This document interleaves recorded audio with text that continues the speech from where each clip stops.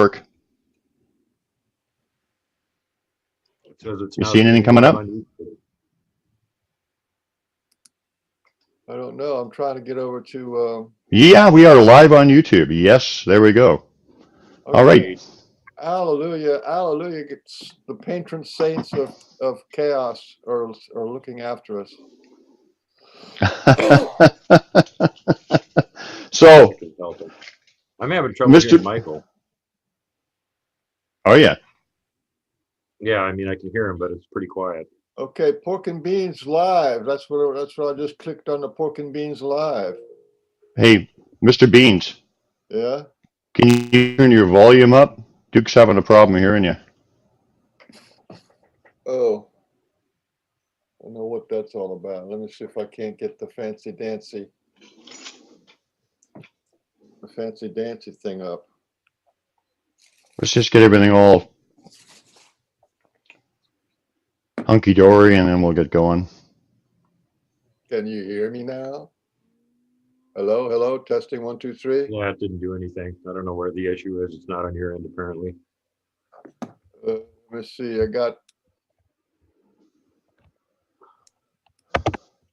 I'm the technical guy, so I'm supposed to know things, but I don't. Could it be my headphones because I've adjusted the volume? Because my volume is lower and Your volume sounds adaptable good. now. Yours is. Duke Yeah, volume but sounds good. would it affect yours? I guess not, eh? Because I'm running the broadcast, so I don't know. How bad is it, Duke? Can you hear Brian? Oh yeah, my microphone's up there, man. Output volume. Go a little output volume. That should be all right. What happened to Duke? I don't know. He says his microphone's on, but I can't hear him. Your default Michael's James it's okay, stereo. How come his chat thing isn't showing up? Chat participants. Oh, the participants. That's why I don't need the participants. Sooner or later, we're going to talk about Sasquatch. Meanwhile, the world is crashing to the end. No, Yeah. his microphone's on, his camera's on. He looks good. Yeah, but he's not talking. He's talking, and I can't hear him. No, I can't hear it. Can't hear you. Something's going on with your microphone. Holy smokes! That's good. That's crazy. A chance to do something here. That's pretty. You're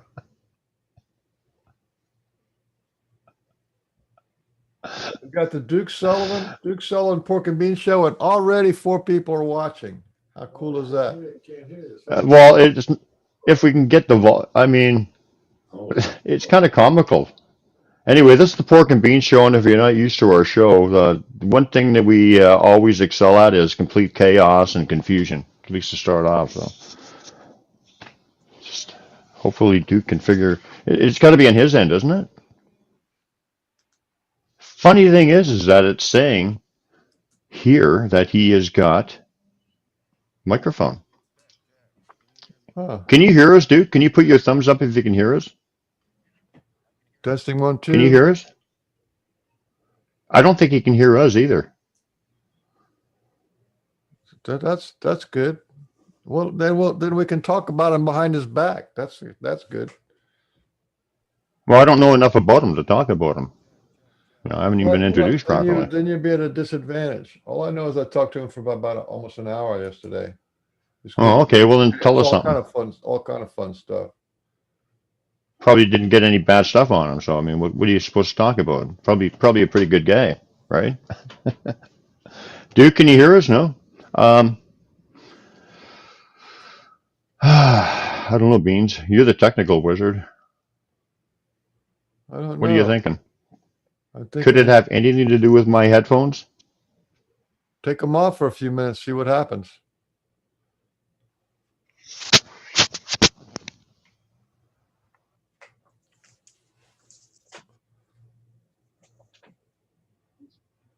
Hello? Take them off for a few minutes, see what happens.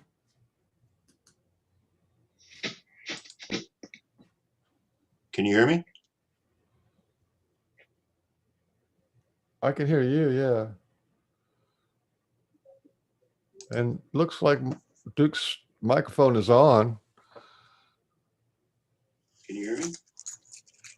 I just Duke? heard that. That was something else. What's this? And looks like Duke's microphone is on. Can you hear me? I just Duke? heard that. That was something else. What's this?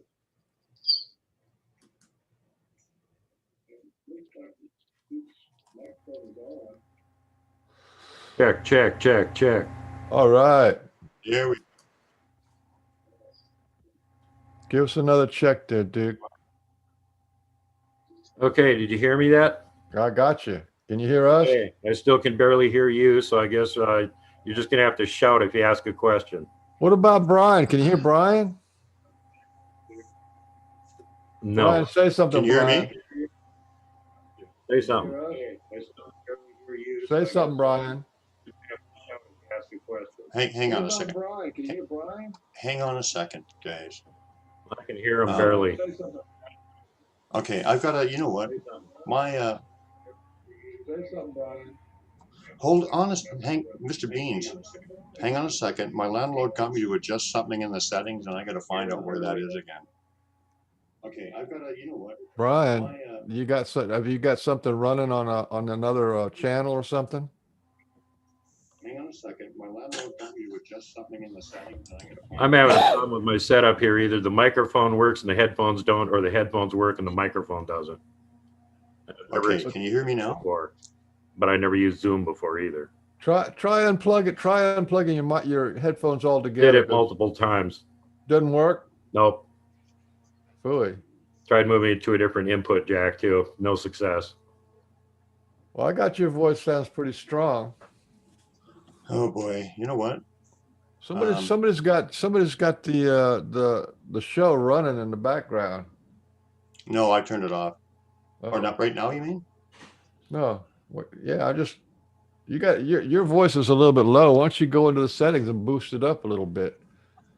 Hey, look, you guys talk for a minute. I gotta get my landlord to tell me how those settings work because I can't. I should have never changed them. Okay. Hold on a minute. So what was the last thing we were talking about? Last thing we were talking about is slime ball researchers.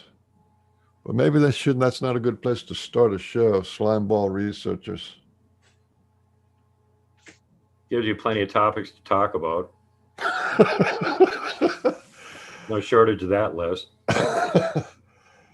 Oh yeah, well, one of the things we talked about the other night on the phone was, That's right. the Sasquatch are people, and they're just like every other kind of people, and they're to be respected as a people and approached as a people. You don't approach if you're going to go into an Indian reservation. You don't say, "I want to talk to the chief."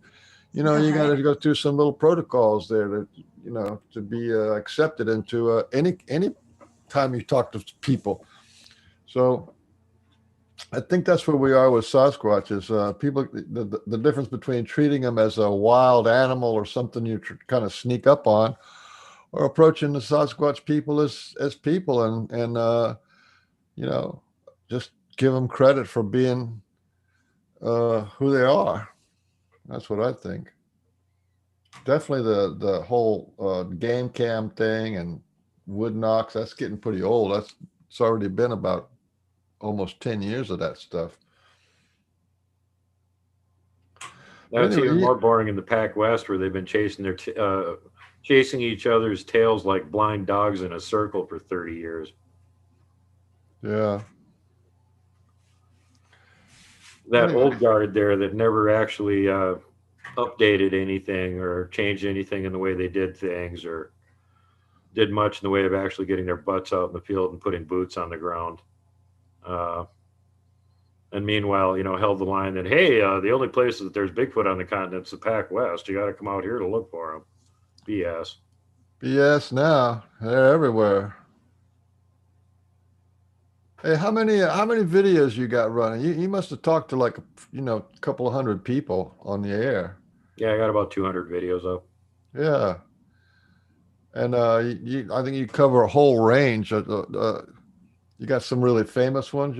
That whole series, you got like a couple of series of the Glag saga, which is I think incredible. But you have all kind of stuff. You have the paranormal, you have ETs, you have a little bit of everything, and you have the I people. did a whole miniseries in conjunction with Wes Germer from Sasquatch Chronicles called Conspiracy Corner, and they're all linked together. It's like literally a mini series, and there's still like one or two more episodes yet to come that I'm going to be putting out myself. So yeah, in addition to the Bigfoot thing, there's my channel covers a lot of other cryptids, mostly the bipedal kind, but we can get into the subjects of giants or little people or entities or anything on the show. Well, you can Hmm. talk about How's, whatever you want because you know more about what you know than we do.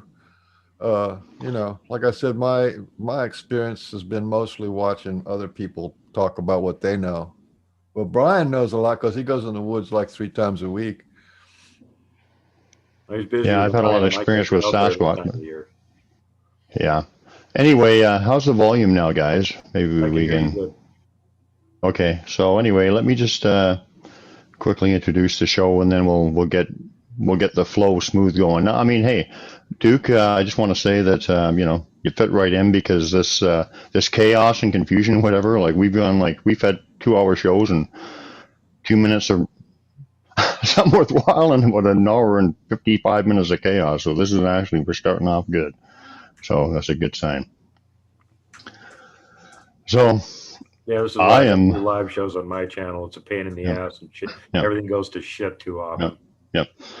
So I am Port Cunningham. This is my distinguished, honorable co-host Frank Oliver Beans. This is the Pork and Beans Show, and I'm excited to make a new friend, learn something about a new person I've never heard of before, but that a lot of people do know, and it sounds exciting to get to know some of the stuff that he wants to share with us, and that's Duke Sullivan. And welcome aboard, Duke. Howdy, How you everybody. doing? Happy to be here. I'm kind of awake and ready to blab about whatever we want to for a couple hours. Well, let me ask you basically the question I sort of start off with everybody, and that is when did you, as a child, or when did you realize, hey, wait a minute, I'm a little different, or things are different, or you started getting into the field of the Sasquatch or the paranormal, or when did things open up for you? Were you always like that, or did you have a signature moment where everything changed, or? Yeah, it's a pretty famous one too. In 1972, I was chased out of the woods by one when I was sledding. So that's when my aha moment came. Oh, there's something out here, and it's not friendly. What the hell's that thing? Yeah. Well, let's hear about it. Hmm? Do you want to tell us a story? No, it's been heard a million times. I'd rather not repeat it again. Every Do show I've what been you on. want. Okay, no, that's fine. That's fine. That's fine. That's fine. Well, So, that's a long time. I was 22 years old back then. I think Well, 21 72, I maybe. was 10 years old. I was out sledding with one of my friends, and we had one of the critters sneak up on us. He was about 40 feet away from me. And this was not a standard Sasquatch, whatever the hell the thing was. Might have been a type 3. So that alerted me to the fact there was something wandering around the woods that was potentially extremely hostile and dangerous. okay, now that piques my interest. You said type 3. How many types are there, and what are they? There's at least 3. There might be 4. Type 1s are the regular patty type Sasquatch. Type 2s are the ones with the round heads that generally don't get as big. And type 3s are the face eater or gugly type. Sorry, what was type 3 again? I didn't hear that. Gugly face eaters. Gugly. They're the Okay, cannibals. okay. The cannibals of the Sasquatch. I don't know that they are Sasquatch. They look similar to them. They have short snouts and extremely big canines and claws. Yeah. Well, I mean, the Sasquatch that I deal with up here in British Columbia, at least my immediate clan, they're a spiritual teaching kind of clan. They're all like high energy, Yeah, you loving got kind of type 1s beings. over But there. Those are type 1s. yeah. So what? Yeah, yeah. Oh, definitely, they're very evolved. But so, what is your relationship with Sasquatch right now? How would you define they put up with me. Yeah.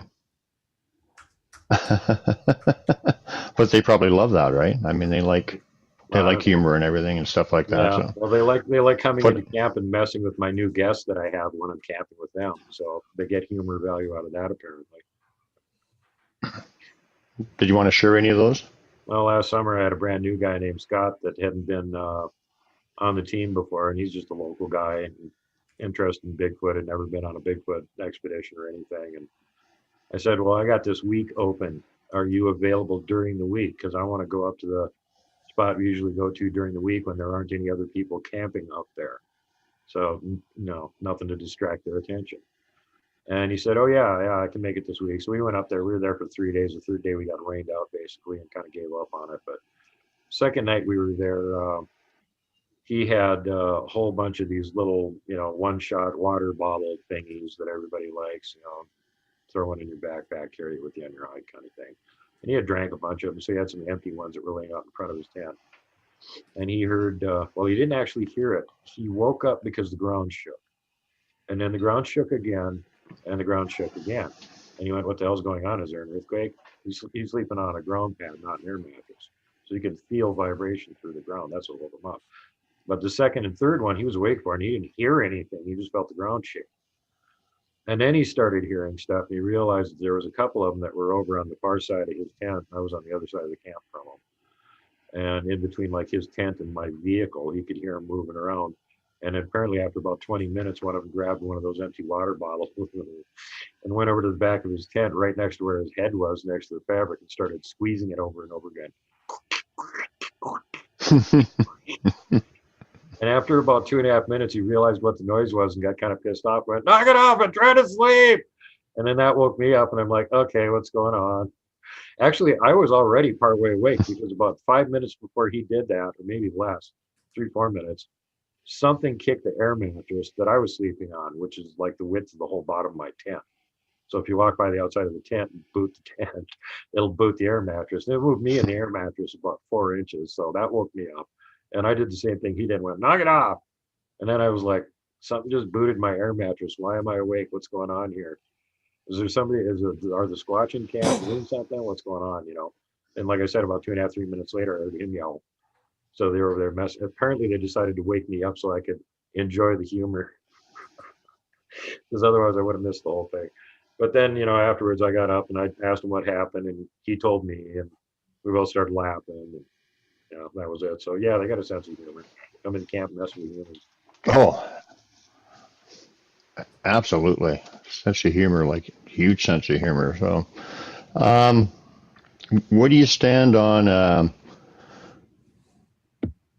I've got my own opinions and Beans does whatever. What do you stand on stuff? And it's to the affirmative, my side, because, but, as far as shape shifting and some of the paranormal things that they attribute them, that they say that they attribute them to, like shape shifting, mind speak, thought placement, time manipulation, all that stuff. How do you stand on that, those kind of things, and maybe speak of some of your experiences or?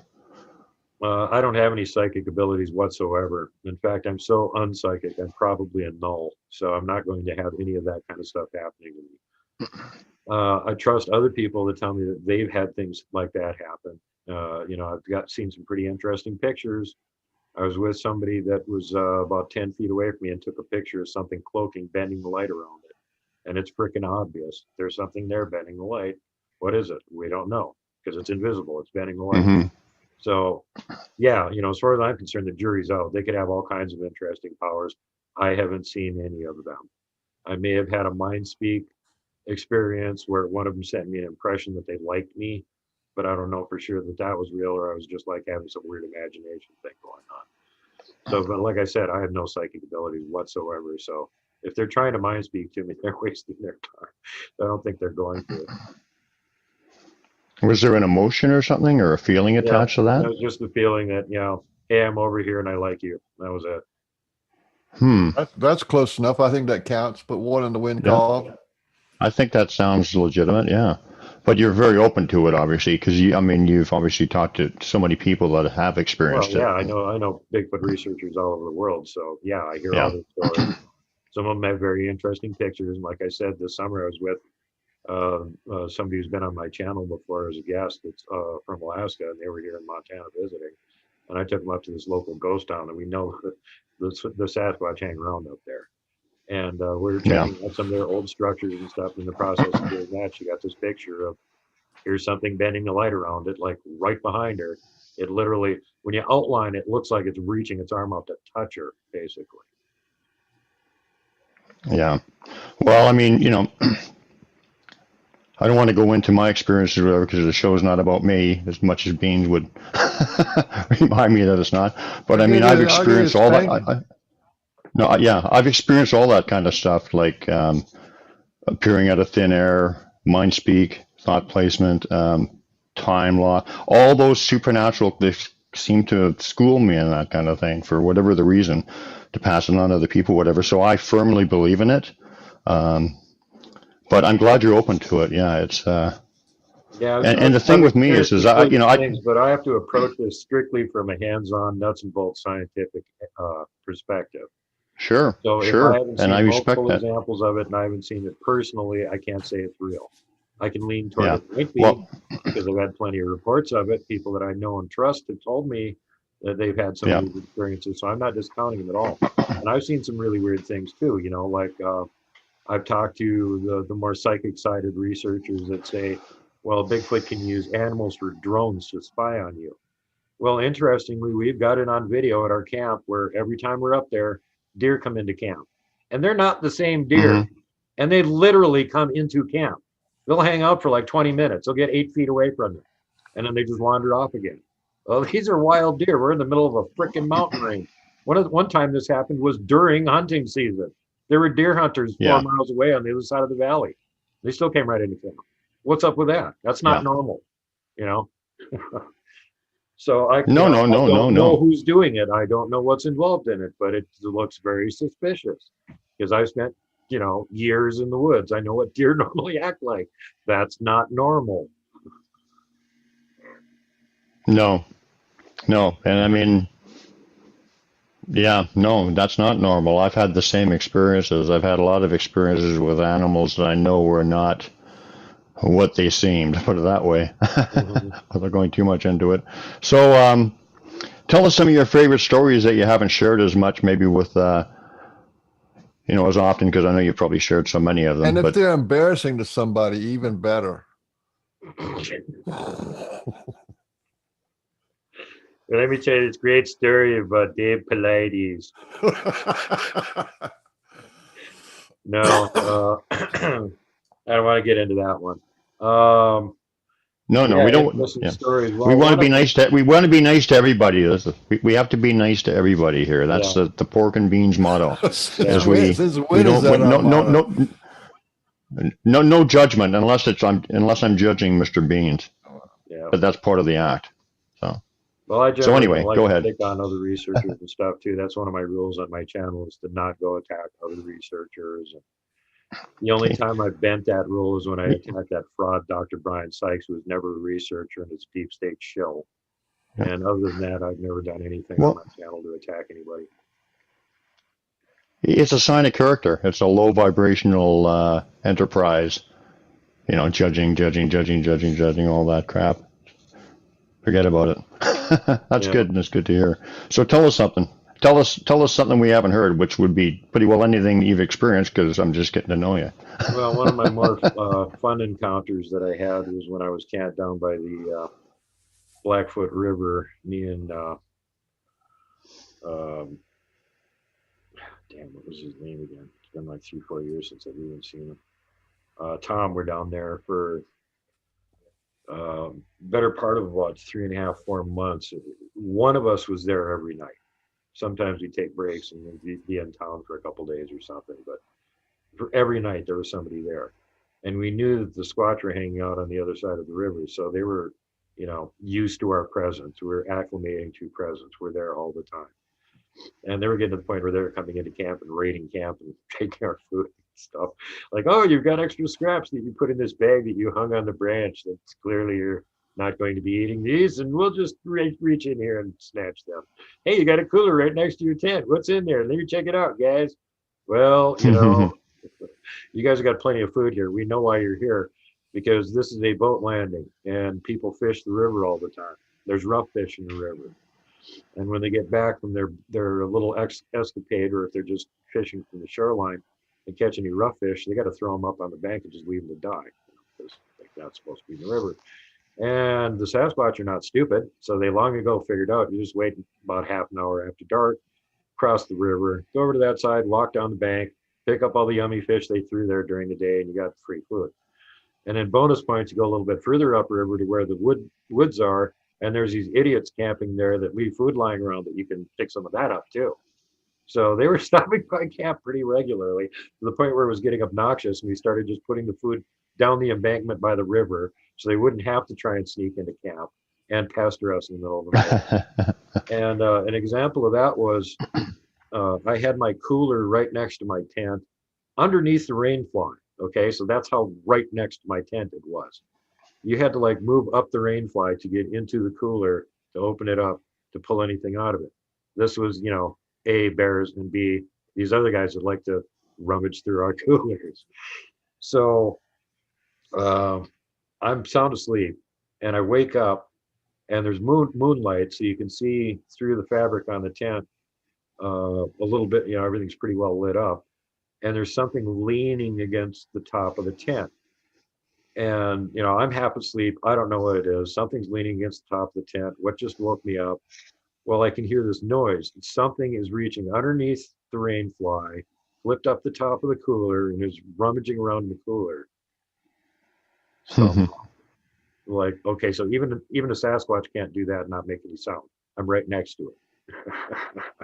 So I hear that, I wake up, I see an object against the top of the tent, and I roll over and hit it as hard as I can because I don't know what it is. I think it's some idiot trying to steal my food. It doesn't make any noise at all. Now, the object I see leaning against the top of the tent is vaguely the size and shape of a basketball.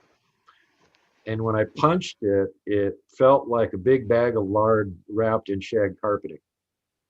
And it didn't make any noise and immediately moved away from the tent. And I went, well, that's very peculiar. And then the next morning when I got up and crawled out of the tent and got to my camp chair, and there's a little spot in between where the tent is and where the camp chair is, about as much space as you figure, like 2.5, 3 feet. And because I was in that area all the time, all the leaf litter had been moved away. So this is like the only spot down there where you had bare ground. So right there is a 19-inch track with the hallux about 2 inches away from the zipper on the tent. So somebody left me a nice big fat track right there. And I took it as a, you know, when we wake up in the middle of the night because we're thieving out of your cooler, don't roll over and hit one of us. Just one track? One track. It was left in the only place where you could find one there, right in front of my tent. Literally between the chair and the tent, which is 3 feet. Yeah, I mean, my feeling would be like the guy was letting you know. Yeah. Well, you know, that was like a signature calling card. Girlfriend, wife, daughter, whatever. No, don't steal any more food, or I will roll over and smack you. So, but you gift the Sasquatch, whatever. What kind of relationship do you have with him? Do you call it? Don't give him anything. Okay. Okay. Nope. Strictly,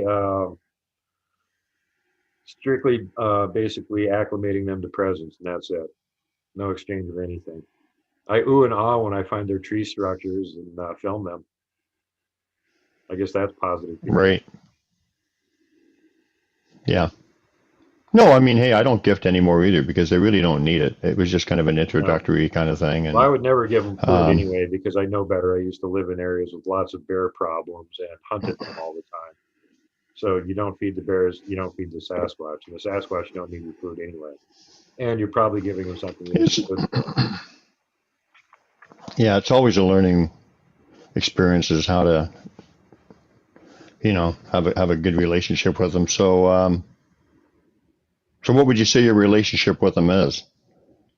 As a friend, I mean, because they're you know, they're obviously playing tricks and they have a sense of humor or whatever. Yeah, they put up with me. That's it. You just think that's the only interest they have in you is that they just find you interesting and They Yeah, like to play around with you. they know that I'm there to look for them, and that I ooh and ah when I find their structures. So I'm a curiosity. They follow me around. Nobody on my team has weapons Okay. or acts aggressive. Everybody's got a good attitude. We don't drink. We don't have any guns or anything. So, they know we're Yeah. there looking for them and signs of them, and we're completely non-hostile. Yeah. And we don't go there and bother them very often, maybe 3, 4 times a year. That's about it.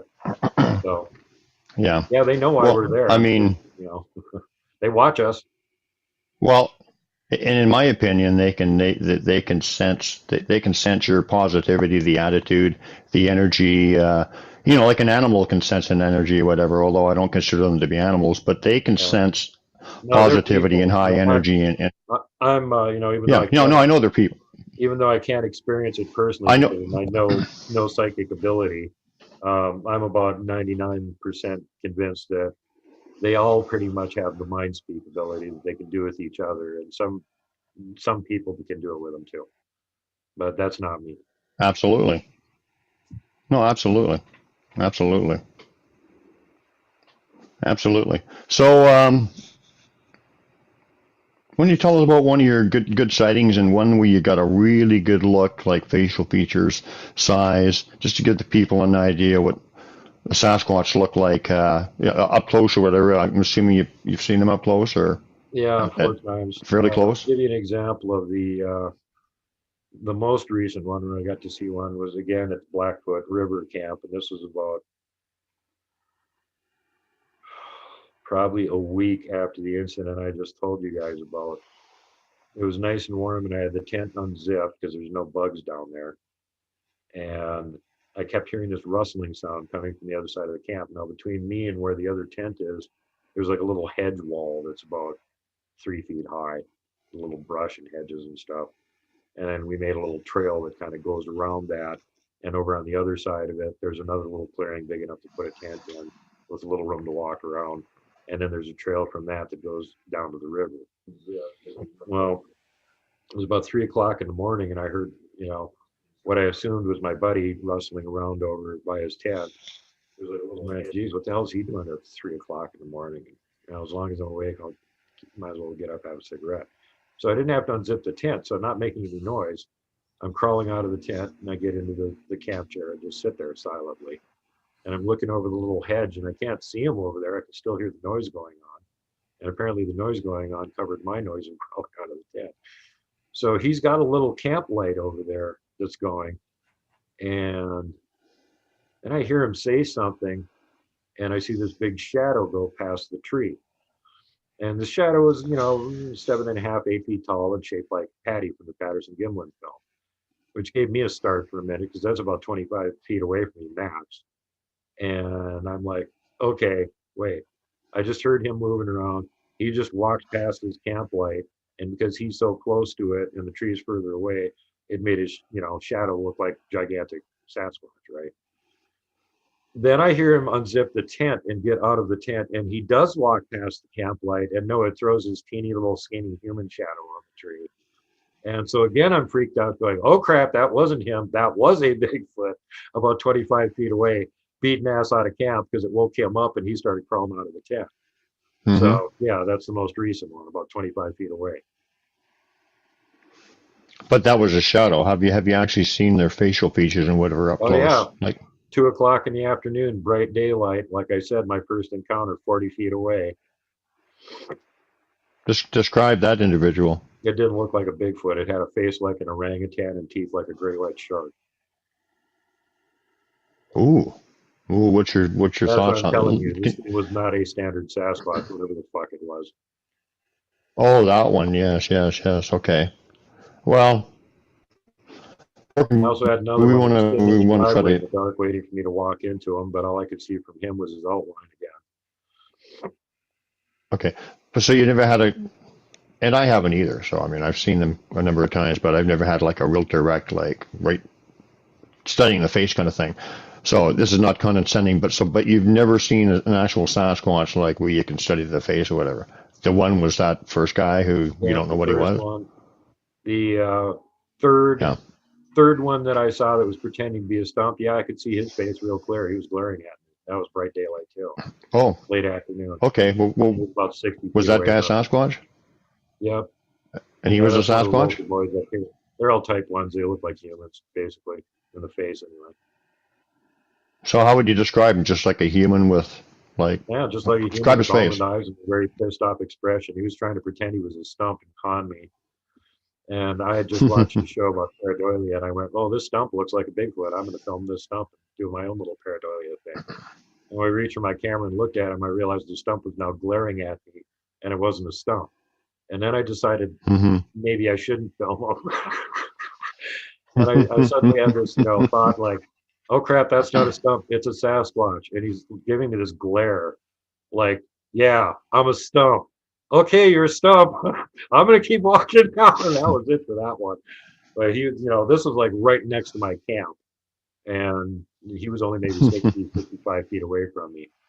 Now, interestingly, the next time I went up there to what was it, last summer before, one of my people that follows my channel in San Diego was in town and wanted me to take him on a tour around some of the local easy to get to places. So I took him up there, showed him where my camp had been and everything, and went, "Hey, as long as you're here, go stand over there. You see where that pine tree is squashed over on its side, kind of? That's where that big fat Sasquatch's butt sat on when he was pretending to be a stump. So that's exactly where he was sitting. Go stand over there, and I'll stand where I was standing, and I'll put my hand on my belt just like I'm reaching for my camera. And so we'll get the Sasquatch eye view of what the stump was seeing while he was watching me, deciding that I shouldn't take a picture of him." Okay. So he went over in that position. He lined up, and fortunately for us, he put his camera on HD and he took a picture. Well, 2 days later, he sent me this really cool crop. "Hey, I found a Bigfoot face." And I'm like, "Awesome. Whose video did you pull that out of?" And I pulled that out of that picture I took of you a couple days ago. I'm like, what? How could you do that? That was you were a long ways away from me. You couldn't get a face in there. No, I took it in HD. And I'm like, "Send me the picture."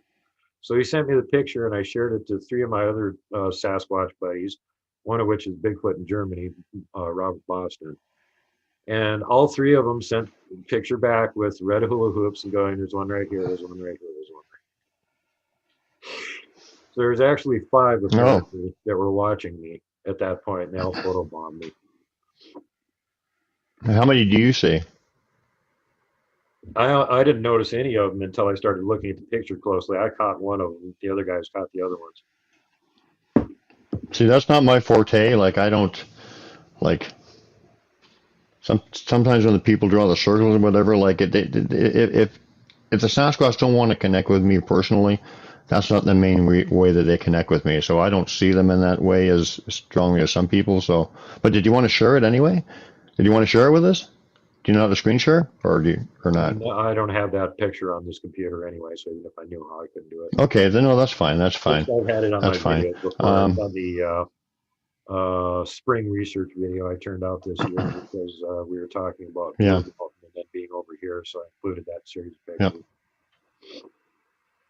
So basically, the individual just looked like a person with maybe no hair right around, typical around the eyes and the Yep, cheeks maybe, and yep, just like a gray person, right? skin. Yeah. Yep, Wow. dark hair, gray skin. Actually, the one that's the most obvious is the one that I found, and he's like in the picture right above my head. He's in the tree line behind me, and you can see his face, and he's got one hand where he's like pulling the branch down, so he can peek more effectively. And you can see him from like here up, part of his shoulder, part of his arm, and 2 or 3 of his fingers holding the branch down. And he's like the last Okay. one that we found, the one I found, and the most obvious one, really. But he's so far back, if we didn't have HD picture, we wouldn't have picked up any of them.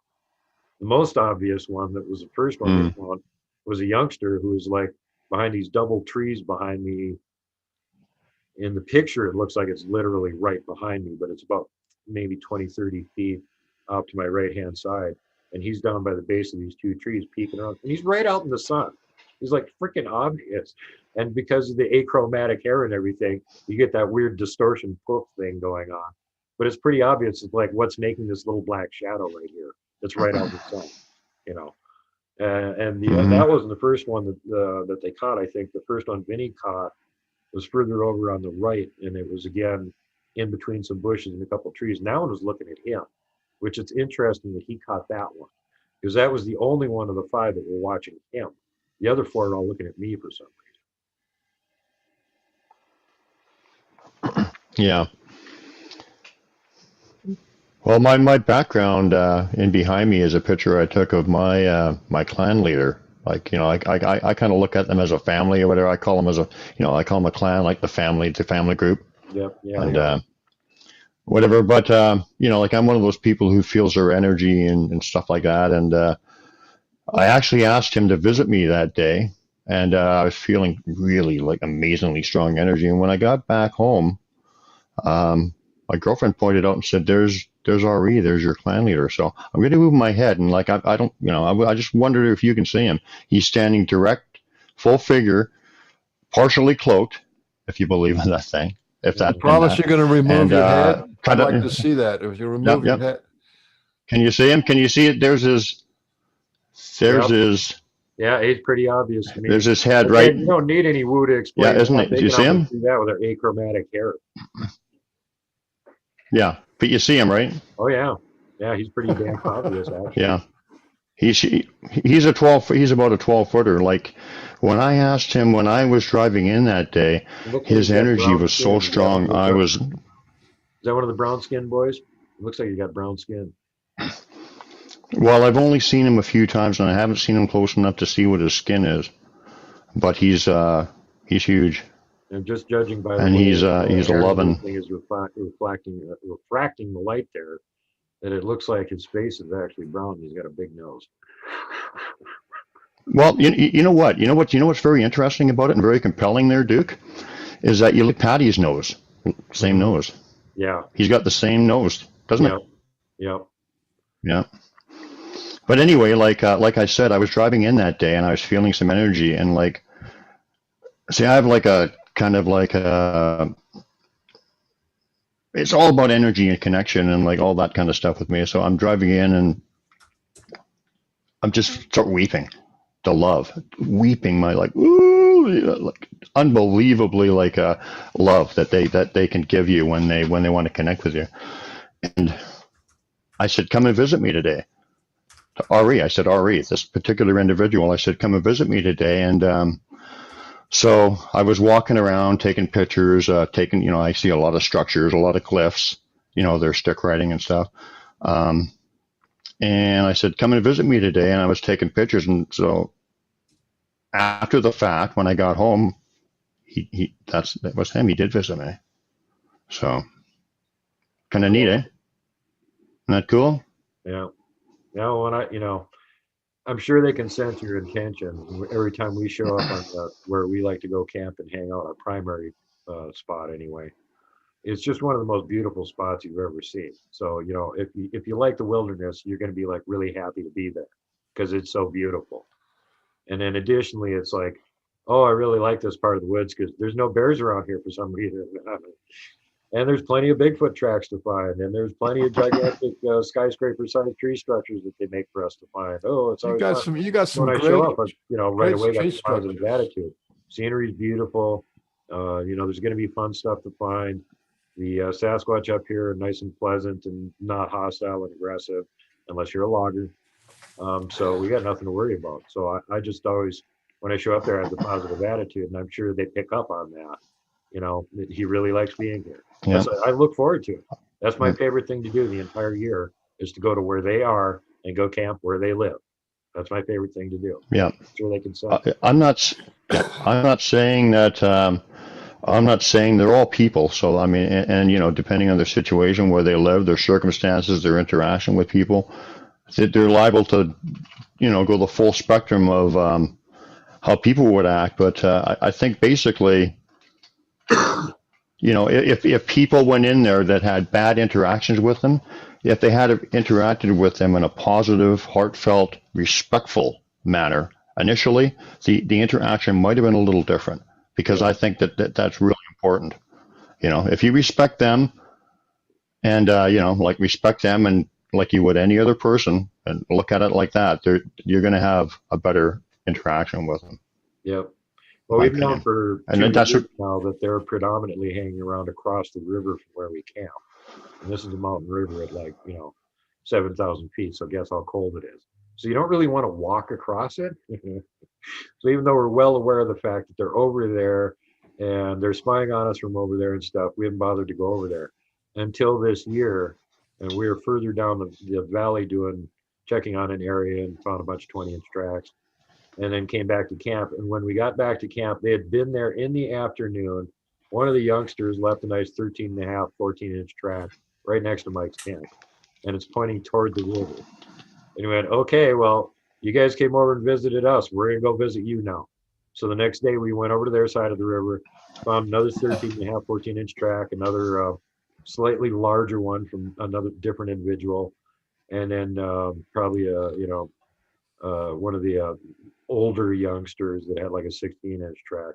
And that was right next to a big boulder. He could conveniently, sit right next to and watch us. We also found their observation pit on the other side of the river, right behind a pine tree line. And there's a dugout about 3 feet deep. You could fit a whole Sasquatch family in there and they can all spy on us.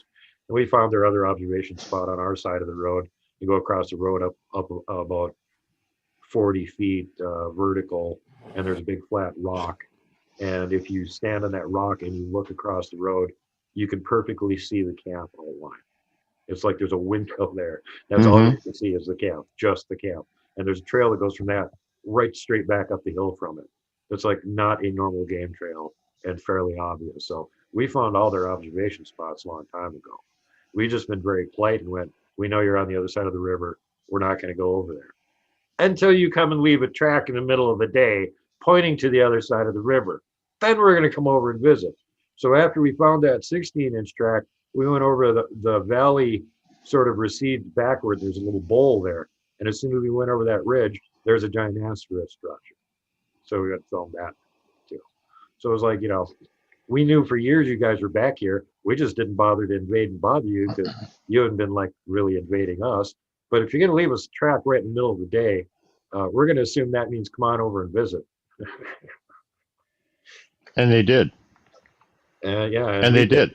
Yeah.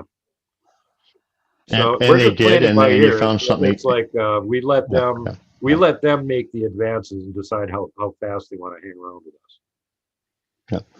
Yeah, but the thing I'm taking out of that is that they left you something pretty significant once you got over there too, like an asterisk, Well, something we with knew some that meaning, was like, there already like it's because like, another team had been over there 2 years previously and showed us the pictures afterwards and went, hey, we found this huge asterisk over there. And we went, where is that in relation to camp? And they said, it's upriver from you guys. Well, that's where we hear them all the time. As soon as it gets dark or something, you start hearing whoops and knocks and stuff in that direction. So we already knew they were hanging out over there. And then these guys find this asterisk structure, and then they leave a track right in camp pointing to the river, and we're like, okay, we're going to come over and visit now. and how long after, show up in the middle of the afternoon and leave a track in camp. how long after you said, okay, if you want us to come over, leave us a track, how long after I you never said place that? I didn't encourage them. We were just waiting, until they left us a sign that we weren't going to be intruding. But you thought that. Were you thinking that though? Were thinking that though? Yep. Yeah. Okay, People in this area that's a disappear. psychic thing, and you went right past it. Yeah, it's circumspect. No. There's people that. Well, I mean, to remember me, what I said earlier about they don't like loggers? We know that because loggers have disappeared. Yeah. Loggers don't just fucking wander off and disappear. Okay. So they are very capable of aggressive and hostile action if you give them a reason. So we're playing it very slow and carefully and patiently and letting them make it. Well, and we walked into areas before but I'm saying they surrounded us right away, and they were whooping and knocking at us from both sides to each other, from both sides of the trail we were going down. And we went, they don't want us in here. And we turned around and went right the hell back out again. And we got the creepy feeling. And when we went into a little stand of pine trees that they couldn't observe us from either side, I said, Mike, stop. Don't say anything, don't move, see what happens. Within 40 seconds, they started nervously knocking and whooping back and forth to each other. Hey, do you see them yet? No. Why haven't they come out of that stand of trees? What are they doing? They're they're Yeah. all over our ass like flies on shit, watching what we were up to and wanting us to get the hell out of there. And we did. Could have been, yeah, might have been something sensitive going on there too. Who knows? Yeah, But you know this what? is My point was, yeah, we were my point, suspicious Duke, that this was was the that same area where the loggers disappeared from because it was an obvious, well-worked yeah, logging trail, and that's the only one in that valley.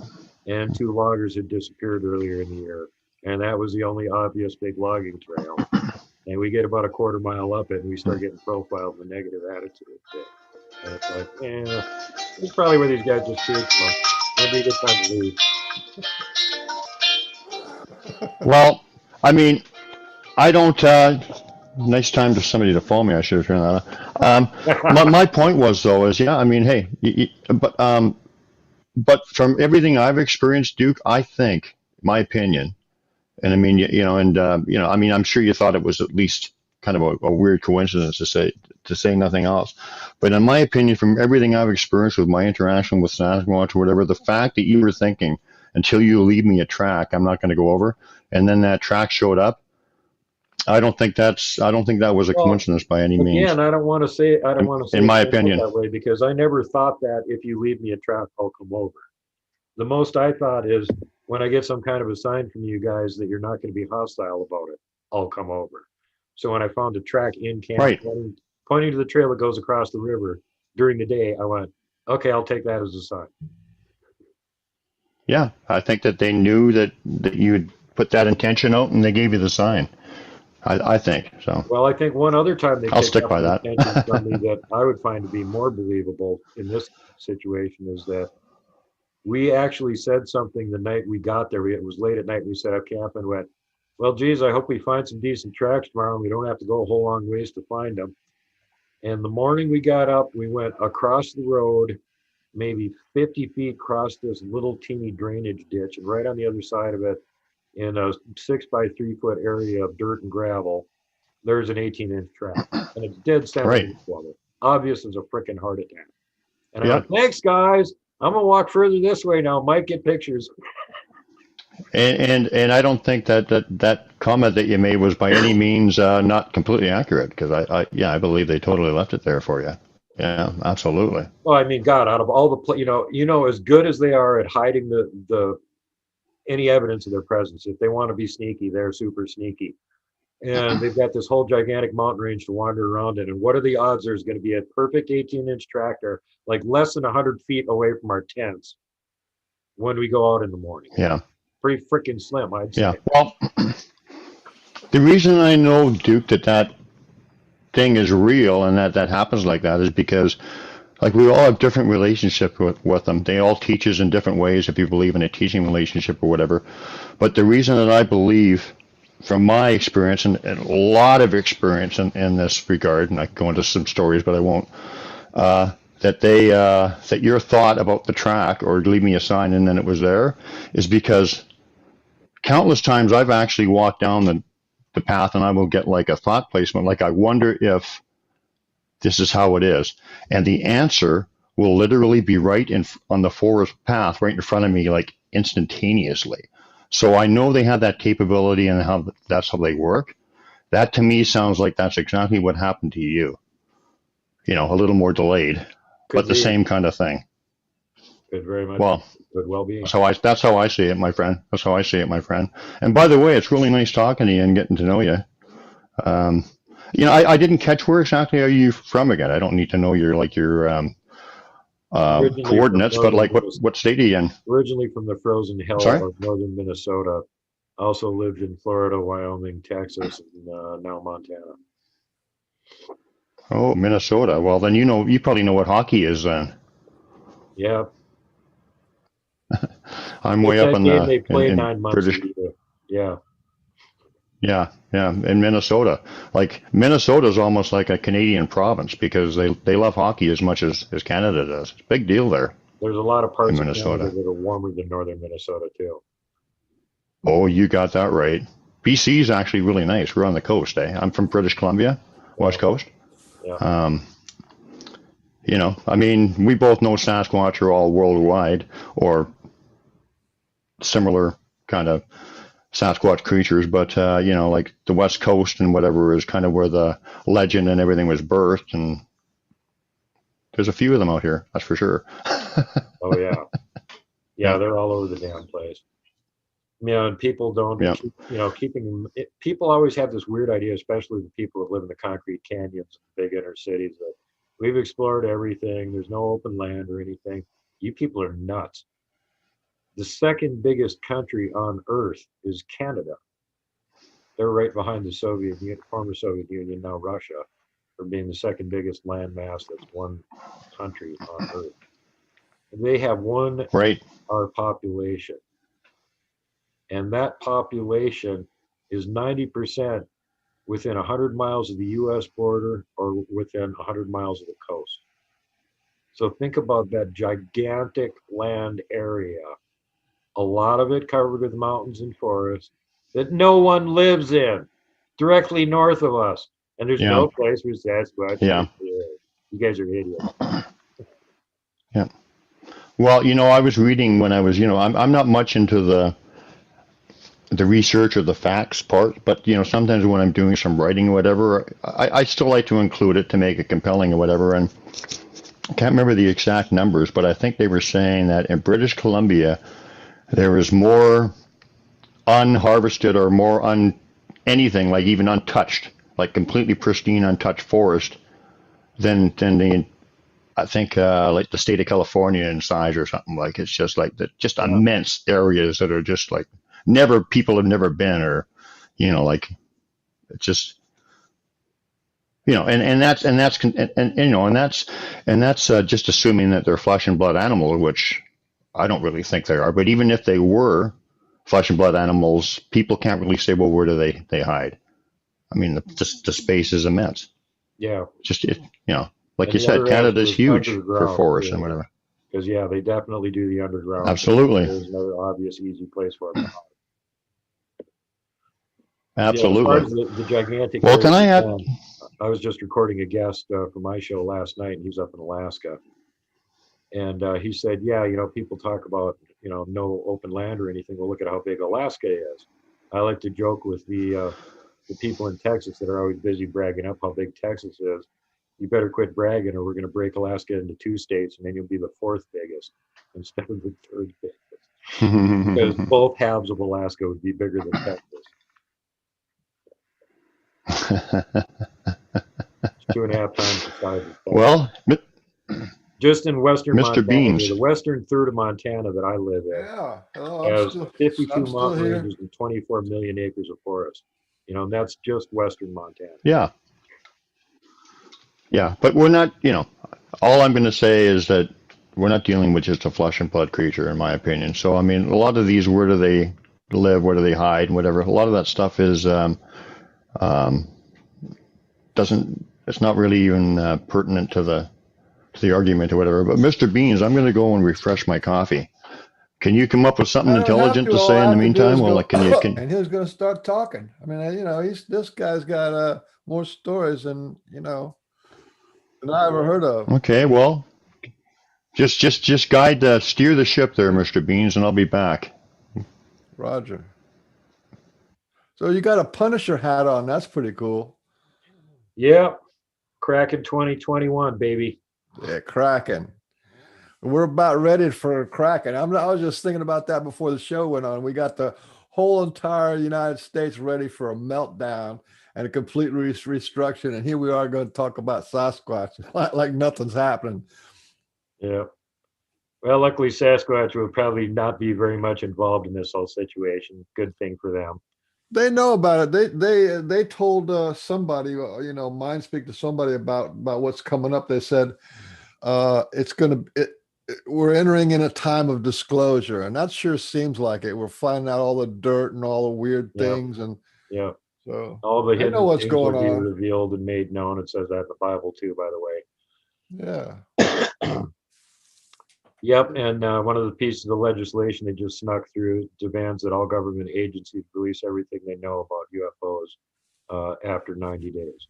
I was thinking about that. I was thinking about that today. I thought, look, we got disclosure about child this and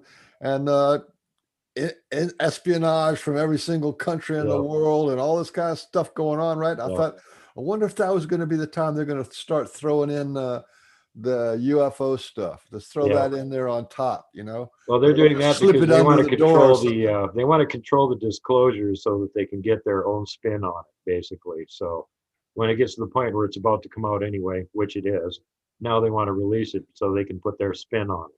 So don't fucking believe the bullshit they're going to tell you. No, no, I work with the CCRI group and the Dr. Edgar Mitchell Foundation for Research into Extraterrestrial Encounters. Right, I'm part of those guys as a volunteer, and they wrote a 900-page book on the ET experiencers, right? And Mhm. it was an academic survey. It was like 600 questions. It took 3 or 4 days or 3 or 4 levels to do this. You know, it came out of Harvard and they had all the best. It was like 100% academic and talk about all the different people that are on the ships and all the kind of stuff that happens, what happens to people. It was 600 questions, like the largest survey ever done in the history of the Earth on ET experience. Now that thing got published, right? It got published about 2 years ago. And then Washington Post came out with a little tiny clip of the flying saucer flying around. But you know, they can't really not disclose it now because they've got this academic survey of it was over 2,000 people when they first started to compile the information, and now it's up to 4,000 people worldwide who've been on craft and been connected or had people show up in their rooms and stuff. So actually, I thought I would run this by you. I actually had a list. I have a list that I just back of the envelope list of 38 things that are similar between the ETs and the Sasquatch. Like, for example, the Men in Black. You know, something happens and then the Men in Black show up or the secret agencies show up and try to cover everything up. That's Yeah. just one of them. You know, And another one Bigfoot, is we don't have the Men in Black. We got the friggin' goon squad. goon squads. Yeah, well, you know, but I'm saying that type of stuff. There's actual people who come out and cover things up and spin lies and all that. That's just Put guns in one. your face and threaten you. There's like 38 that I have, and I'm sure there's more that I haven't really. This just was off the top of my head. Like both the ETs and the Sasquatch have been reported being invisible. Both of them are psychic. Both of them have follow people from their whole life and on and on and on. Which is why I'm reason why I'm saying this, which is why the same kind of pressure to not talk about Sasquatch or not go public or not or not have national reserves for Sasquatch is because of this. They're in the same boat as the ETs, same agenda, same story. Could well be. I think so.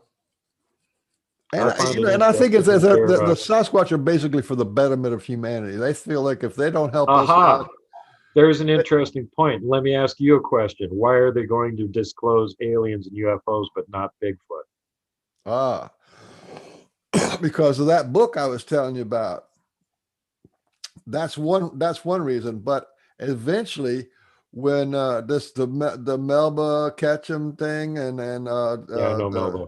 Melba, and then whenever the researchers get together and actually put something together that's academic, right, and not just patty cakes, when it's academic research gets done, and they're going to have to do it because once it's academic, that's it, Yeah.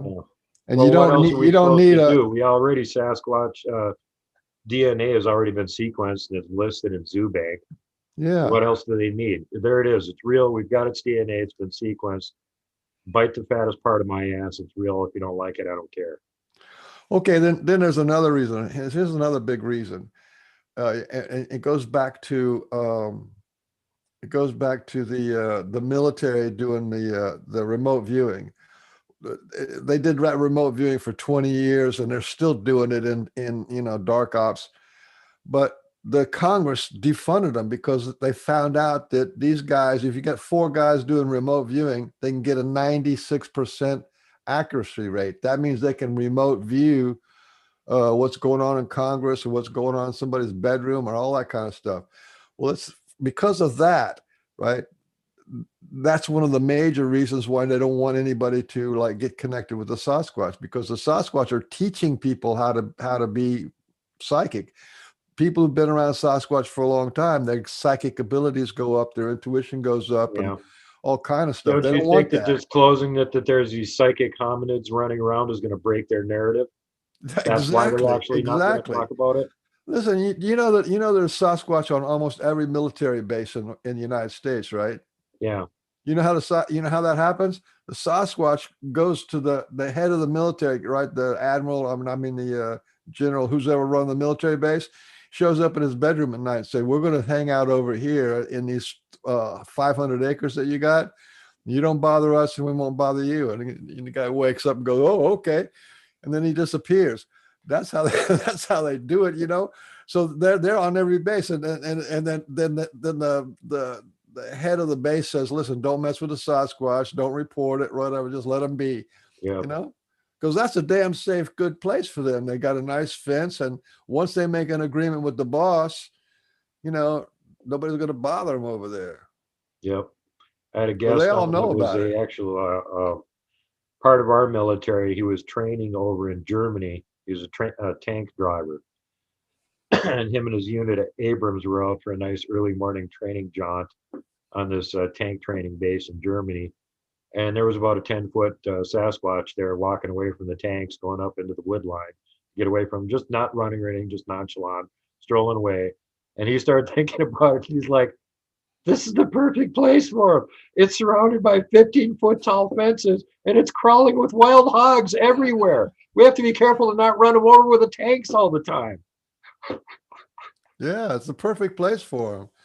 And that's why, look, I'm in Savannah, right? And before I was in Savannah, I was in Miami. There's Sasquatch inside the city limits of Savannah, inside the city limits of Miami. And I'm sure any place that I would go that's got any kind of land around it is going to have Sasquatch in the town. You know, they I don't have can a back you up problem. They on don't have that a one. problem getting around. I can back you up on that one. When I was living in Mendota Heights, which is in Minneapolis, it's on the south side of the river valley where the two rivers come together. There's a big junction of rivers right there. And it's really hard to get down into the rivers. They don't have like pathways and stuff to get down there. It's a bluff. You know, if you want to rappel down with the rope and maybe you're doing, have fun. But other than that, getting down there is difficult. If you get down there, there are like trails down there that humans have made at some point and they walk around down there occasionally. There's a huge population of deer down there. There's so many deer down there that they had to actually give permits out to the local bow hunters to go down there and get rid of them every year because it's right next to the airport. And they're afraid all these deer that are living down there in the river and on these islands and stuff are going to go running across the freaking landing pad while the airplane's coming in. And there's going to be a massive disaster because, you know, landing plane hits deer. That's bad. So they always, you know, they send these guys down there to go deer hunt it every year, thin out the herd and stuff. Well, I got curious and I went down there and walked around that area and I found the island right next to the airport where most of the deer are. And yeah, they're just like jackrabbits are everywhere. But I went a little bit further up the river and stuff, and I started seeing structures. So they literally, you know, and this, you can stay in this river wilderness area and walk right out of town into the woods, or you can follow the river right back up it into the middle of downtown Minneapolis. And there's structures of them there. So yeah, they're in there hunting the deer and stuff. Absolutely. You know what one of the attributes of structures is human engagement. The ETs. This is the reason why I talk about this thing between the ETs and the Sasquatches, because the extraterrestrials, the space people, they have been bringing people along very gradually for like 80 years. They start off with the spaceship would land and it would leave little footprints or leave radiation, and and they went over schools, they went over prisons, they went over all these different. I mean, just the amount of visitations that we've had is in the tens of thousands over 80 years of all the different kinds of stuff. But they always would change up. They change the shape of their ships and they change it, and this was all for engagement. You know, at one point, so that all the researchers used to go out with their Geiger counters to try to get, you know, and then that stopped. It changed to something else. Then they started dropping this stuff that looked like angel hair, and that was like this thing when all around the world, there's people were finding this angel hair left over from. It went on and on, but that was an engagement. So that every few months or every year or so, they would bring out something new. At one time there was a rash of them dropping pieces of metal and actually just dropping metal out of the craft, and it goes on and on. But it's the same kind of a thing. And then crop circles, right? Crop circles circles, I was gonna bring that is an up. engagement. You go out there and all these people are Yeah. engaged in the crop circles. What does it mean? What are they trying to tell you? It's the same thing with the structures. What does the X structure mean? What does the asterisk mean? And you see it's an engagement. And anywhere you go on Earth, you can get the researchers are going to be engaged and seeking these things out, and that just keeps the whole information rolling around and gets everybody focused on it. So the Yep. Sasquatch and the ET people are playing pretty much the same game with the same agenda. At least that's what it looks like from the outside. I'm sure all stick structures have their own meaning to them, but it is an engagement. I mean, when you go out, what are you going to go out for? You're going to look for footprints, or you're going to look for structures. That's what you're going to look for. Yeah. Yeah. And Well, I don't. Yeah. they do actually connect. Oh, too. sorry. These. That's how we find big The, footprints a lot. We look for the structures, and then there's Yeah. usually tracks around them. And tree breaks Most of the almost structures always point to something. They're always pointing to something. Tree Yeah. breaks. Most of the structures I find are to just introduce themselves to people. They don't actually sit in them or use them for any practical purpose other than maybe energy or an introduction. And it's like, hi, I'm here. Do you see me kind of thing? Because some of them serve no practical purpose, but even more so, they serve that I know that, for sure. But they definitely don't serve any practical purpose for people. So some of them, like when we say structures, a lot of them are not like they don't actually inhabit them. I don't know. How about you, Duke? When you say structure, are you talking about big things that you think they're actually sitting in and hiding in or living in or something for a while, or? Blind or a nest or something like that. If they make a blind Yeah. with the deer, well, that's still a structure and it has a useful purpose. If they make a nest to sleep on, it's a structure that has a Yeah. useful purpose. Outside of that, I've never seen a structure that has any useful purpose that I can decipher. They're all markers. Right. Yeah. And the other Some thing, of them the ones do. where we're finding them, they're absolutely not building them for humans to see them because they're putting them in the middle of frickin' nowhere. You've got to work your ass off to find these damn things. And usually they're not anywhere near a road or a trail, oftentimes not even near a game trail. It's because we're going out in the middle of nowhere, Right. going off trail, that we're actually finding these things. And the structures we're finding, there's no debate whatsoever about what's making them. Because unless you have a Sikorsky helicopter or you can somehow get heavy equipment in there, humans are not making these frickin' things.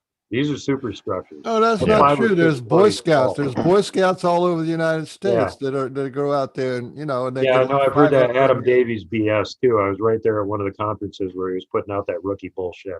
Anybody that doesn't know that Bigfoot makes structure should shut the hell up and never do a lecture Yeah. because you're just going to embarrass yourself. Yeah. Because you're such I a would. Yeah. Yeah. I would be very interested in seeing them, Duke, sometime and comparing them with what I'm finding. Go ahead Like, and watch like the I show, will 'cause I say got that all the of them ones on I'm there. finding them. Yeah. My most recent show has Well, hey, some man. of the Yeah. biggest ones Absolutely. that we've got on there. We got the Super X that I found 2 years ago that's 6 stories tall. And Michael found Yep. 2 X structures in the same trip that were almost the same size. Yeah, they make gigantic structures where we're at, but we find like 20, 21, 22-inch tracks and stuff. So they're big boys. When they can pick Yeah. up an entire lodgepole Yeah. pine, and we're talking 3 tons, all the branches the bark ripped off, 3-ton log, and make an X structure out of 2 of them, okay? 6,000 pounds. What's picking up 6,000 pounds and walking around with it? Hey, Some of them make no how big would sense. a I mean, Sasquatch be if for you had like humans a to make. 24-inch or 23-inch footprint? How big do you think they would be? They're big. I mean, I can't even imagine it. I'm sure it's over 12 or 14. They're big boys. We got an accidental piece of video of one of them standing down from a ridge.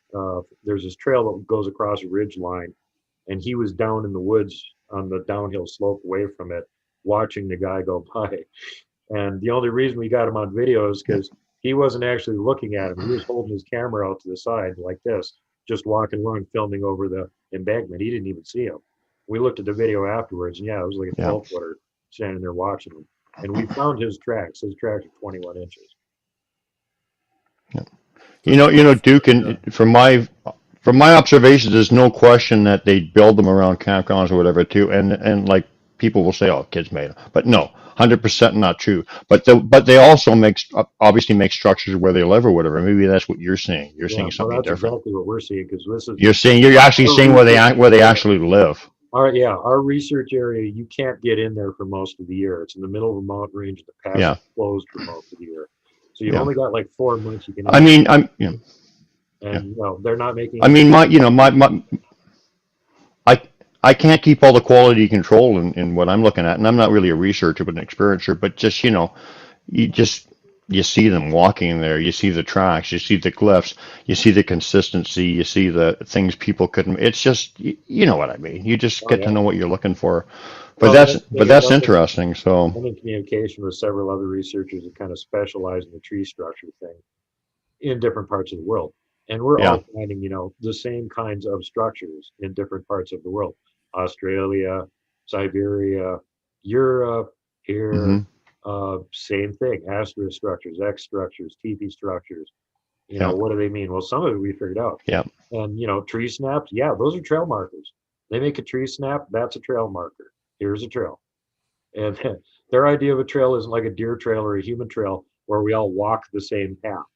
Their idea of a trail is see that swath about 20 feet across? We're walking somewhere in there, and we're not putting our feet down where the other guy that came through here is. There's not going to be a beaten path that you can find. We've only ever found actual established Bigfoot trails that weren't game trails. Actual look like humans made them, Bigfoot trails, up there in our research area. That's why we know that's where they're living, because they would never do that someplace where there was humans wandering around that were potentially going to be looking for signs of them. These are in places that, it's 20 miles into the middle of a mountain range, and you got to go wade across an icy river and climb up blah, blah, blah. And then there's how many humans are ever going to be over there? That's why they're getting swamped, because they know there's nobody out there. Yeah. I actually just seen one of those little pieces, poker stuck in the ground with it snapped over just over the trail today. I was going for a walk. Just exactly what you're talking about. Yeah, I agree. Yeah, and the next time you see the snap, look at the snap carefully and see if it's twist snap. Because we've discovered that they like to mark secret trails that way. The snap will actually point in the direction of an existing trail. But if it's twisted, like to the right, there's something to the right. If it's twisted to the left, there's something to the left. Oh, I'll check that out. I could actually go back there tomorrow. I'm pretty lucky. I'm pretty close. Hey, Brian, can you hear me? Things that we're finding. Brian, your volume is starting to creep up. Is it? Yeah. Okay. You know what I'm going to do? It's not bad, but it's a lot. You're a lot louder now than you were when you started. Well, you know what I'm going to do? I'm just going to take the headphones off, and we'll do it that way. Because there you go. Well, I don't want that again. He's deaf. He has to use the headphones. Yeah. But anyway, like I was saying, this is how we're making progress in figuring this stuff out, because if one of us gets a clue, then we tell the other guys that are actually looking into this, hey, check this out in your research area, see if it holds up. And because of doing that for a few years now, we've been able to make forward progress on guessing what some of this stuff is. And, the more we check, let's check it in this area. Let's see. Yep, same thing, So when you start finding that pattern that you can duplicate over and over and over again, well, that's science. You get a theory, you go test it. Does it hold up? Is it repeatable? Does it replicate every time with the same set of, modifiers involved in it? If it does, then you've got a pretty good working theory that there's actually something going on there, because you can duplicate the results over and over and over and over again. But I need to take a break and run to the bathroom here real quick. I'll be back in a minute or two. Yeah, we'll get the mic sorted out. There you go. So what? I mean, how's it sound now, Mr. Beans? Now it's too low. Now it's too low. Yeah, well, I'll just keep talking and I'll tell you. Because maybe it's because you're laying back. Well, how you doing now, Mr. Beans? It's a tiny bit low. Tiny bit low. Yeah. Oh, How am I boy. sounding? Am I sounding about normal? Yep. Sounding good to me. Yeah. Hmm. Wonder what Audio it is settings. about your headphones that. Oh, listen. While he's gone, let me talk to some people here. We got some people in chat. Bradwick one, how you doing, Bradwick? And you got listen. What am I doing here? This got to go that way, and that's got to go that way. Oh, and Johnny Half. Hey, Johnny Half. He says, Hey, Dr. Michael hey, Salas, hold expert on a minute. political Earth, How's his other GPS half? Force, corporate Mr. Harvson Mars, 1960. Hey, Catherine wait a minute. Filford. Hold on. Hey, Duke. Hey, Pork and Beans. Great to hear you guys again. Whatever is it? Man, Bradwick. your guy sure knows how to ruin a joke. And we have Patrick Frank. Hi, everybody. Paul Lurcher. Got 18 people watching. That's pretty good. Are you not hearing me or are you just ignoring me? What are you saying? Something? I can't hear you. You can't hear me at all. I'm talking to the guest over there. I'm talking to her, but I can hear you. But I was trying to ask you, you said Johnny Half, and I wanted to ask him a question. I want to ask him how his other half was. And you just kept talking and talking. Oh, you mean you interrupted me with your question? Well, you said Johnny Half. I was wondering how his other half was. You know, Johnny Half, how's your other half? That's Brian wants to know, Mr. Pork. Johnny Half, how's your other half? is it your better half or, you know, we need to know all the details. And then Armando, Armando, yeah, Armando says Duke is laying out knowledge for us. Yeah, he sure is. Duke knows a lot more than just about everybody about this, and he doesn't have like an ego the size of Montana. No. So how's my Johnny Half knows a lot about stuff too. Hey, listen, I gotta ask you something. Will I have your attention, or if I've ever had your attention? Could I get your attention I first? want you to go to YouTube and start saying hello to the guesties when you get a chance. Listen, I've been trying to get your attention about something. Okay. Important. How's my volume? It's a little bit low. So I'm gonna put my headphones back on then. Okay. Because I can't do any. I don't know how to do it right now. Alrighty, Didn't you just go into the microphone settings and bump up the microphone? Did that work? No, I can't do it. Why not? I'm gonna put these back on and see if how it is. Well, like you guys said, there's always got to be a technical issue. Well, we don't know how it is until you start talking. So just you listening in the headphones doesn't work. You have to say something. Can you hear me now? Yeah. Yeah, that's good. That's pretty good. Okay. So if it starts booming, then guess we'll have to live with it. I don't know why I'm not a, we need a producer. Yeah, I need a tech monkey too. I don't understand any of this stuff. Every time it acts up, I bash it with a hammer and it doesn't work. I don't understand it. Anyway, I just wanted to, just in closing on you guys, what you caught the last tail end of what you were talking about. I live by a major city and whatever, and they're right. And there's some big parks, wooded parks, in there or whatever, and they're doing there. I mean, making structures and Oh yeah. dirt cliffs and all kinds of stuff. I mean, they're like they're not just in the No, far off well, I woods just like mentioned wilderness. capturing that, accidentally capturing that 12-footer on video. That was 2.5 miles from where I'm sitting right now, and I'm in a town of 75,000 people. And there's an area called Petty Canyon recreational area. It's just basically a whole bunch of trails and stuff up on the mountain for people to go hike or walk their dog or whatever. And around the peripheries of it, there's Sasquatch living up there. We filmed them. We've got their 21-inch tracks. They're all over the place up there because there's a big deer supply. They don't allow anybody to camp up there, and there's been no hunting up there for 80 years. 80 years, it hasn't been any hunting allowed. How many deer and elk do you think there are running around up there? Well, they're pretty aware of what's running up there. So that's why they're up there. Big food supply. And the interesting thing is on this side of town where Patty Canyon is, You don't have any problems with grizzly bears or mountain lions. Even though there's a bumper crop of deer, there's no grizzlies or mountain lions. But you go 3.5 miles away to the other side of town where the rattlesnake wilderness area is, there's mountain lions and grizzlies all over the damn place. They come right into town and attack deer. Okay. They have problems with them. They have to relocate them. Sometimes they have to go shoot a bunch of them. Never have that problem over here 3.5 miles away on the other side of town. Huh. Wonder what the difference is. Pretty obvious. Yeah, exactly. Well, yeah. I mean, and yeah. I mean, they don't. There's not a lot of other big predators in their areas.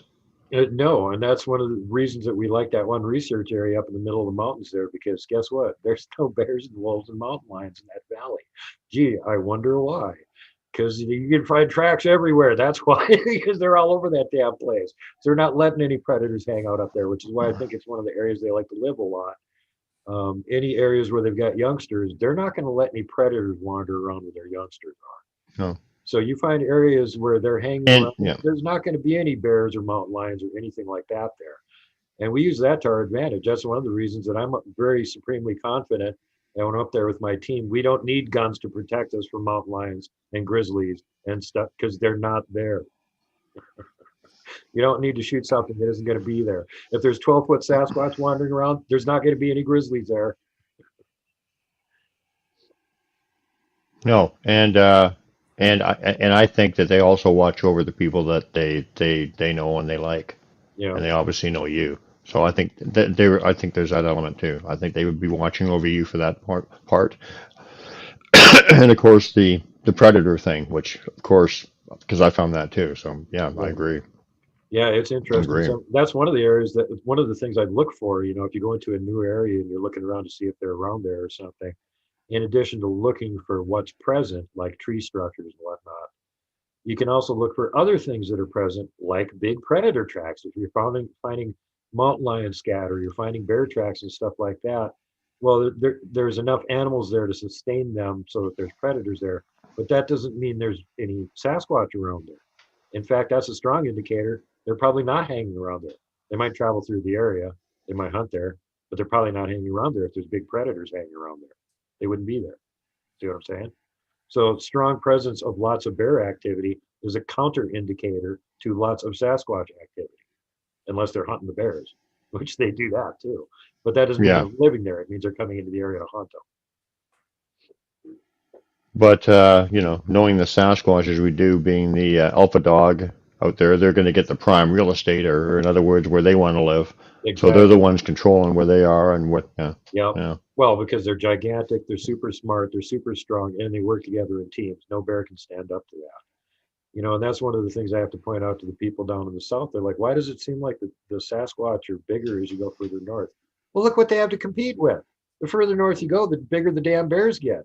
They got to be able to whip the bear's ass in order to live in their environment. So if you got 1,500-pound grizzlies running around, well, the Bigfoot are going to have to be big enough to whip their ass, or they're probably not going to be living there. See what I'm saying? well, yeah, um, yeah. They've got other ways that they can whip their ass, but yeah, but I mean, just on that from Yeah, the yeah, just on that aspect. I mean, yeah, I so, mean, but yeah, I don't know why they're bigger. I mean, maybe it's because it's colder too. Whatever. You yep. have to be. Yeah, I think it's called Hansen's Law that as animals further north you go, the bigger they tend to be because it has to do with conservation of heat, body surface.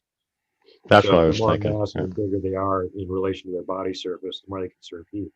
But I don't think these guys really feel cold anything like the way we do, because we've observed one of them that was in the Blackfoot River turning over rocks December 6th, and it was like in the low 20s. And that river is so frigid, even during the summer, you can't swim in it.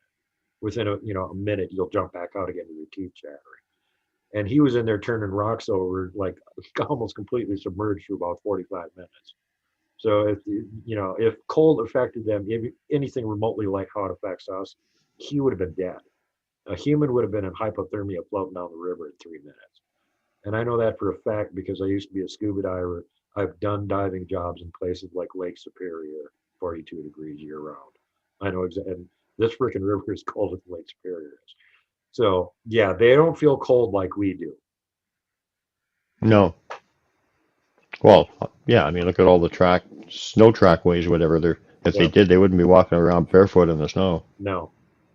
Well, I mean, as far as that goes, I can walk around barefoot in the snow too for a while before my toes freeze. But they're not wearing clothes. They don't need any of that kind of thing.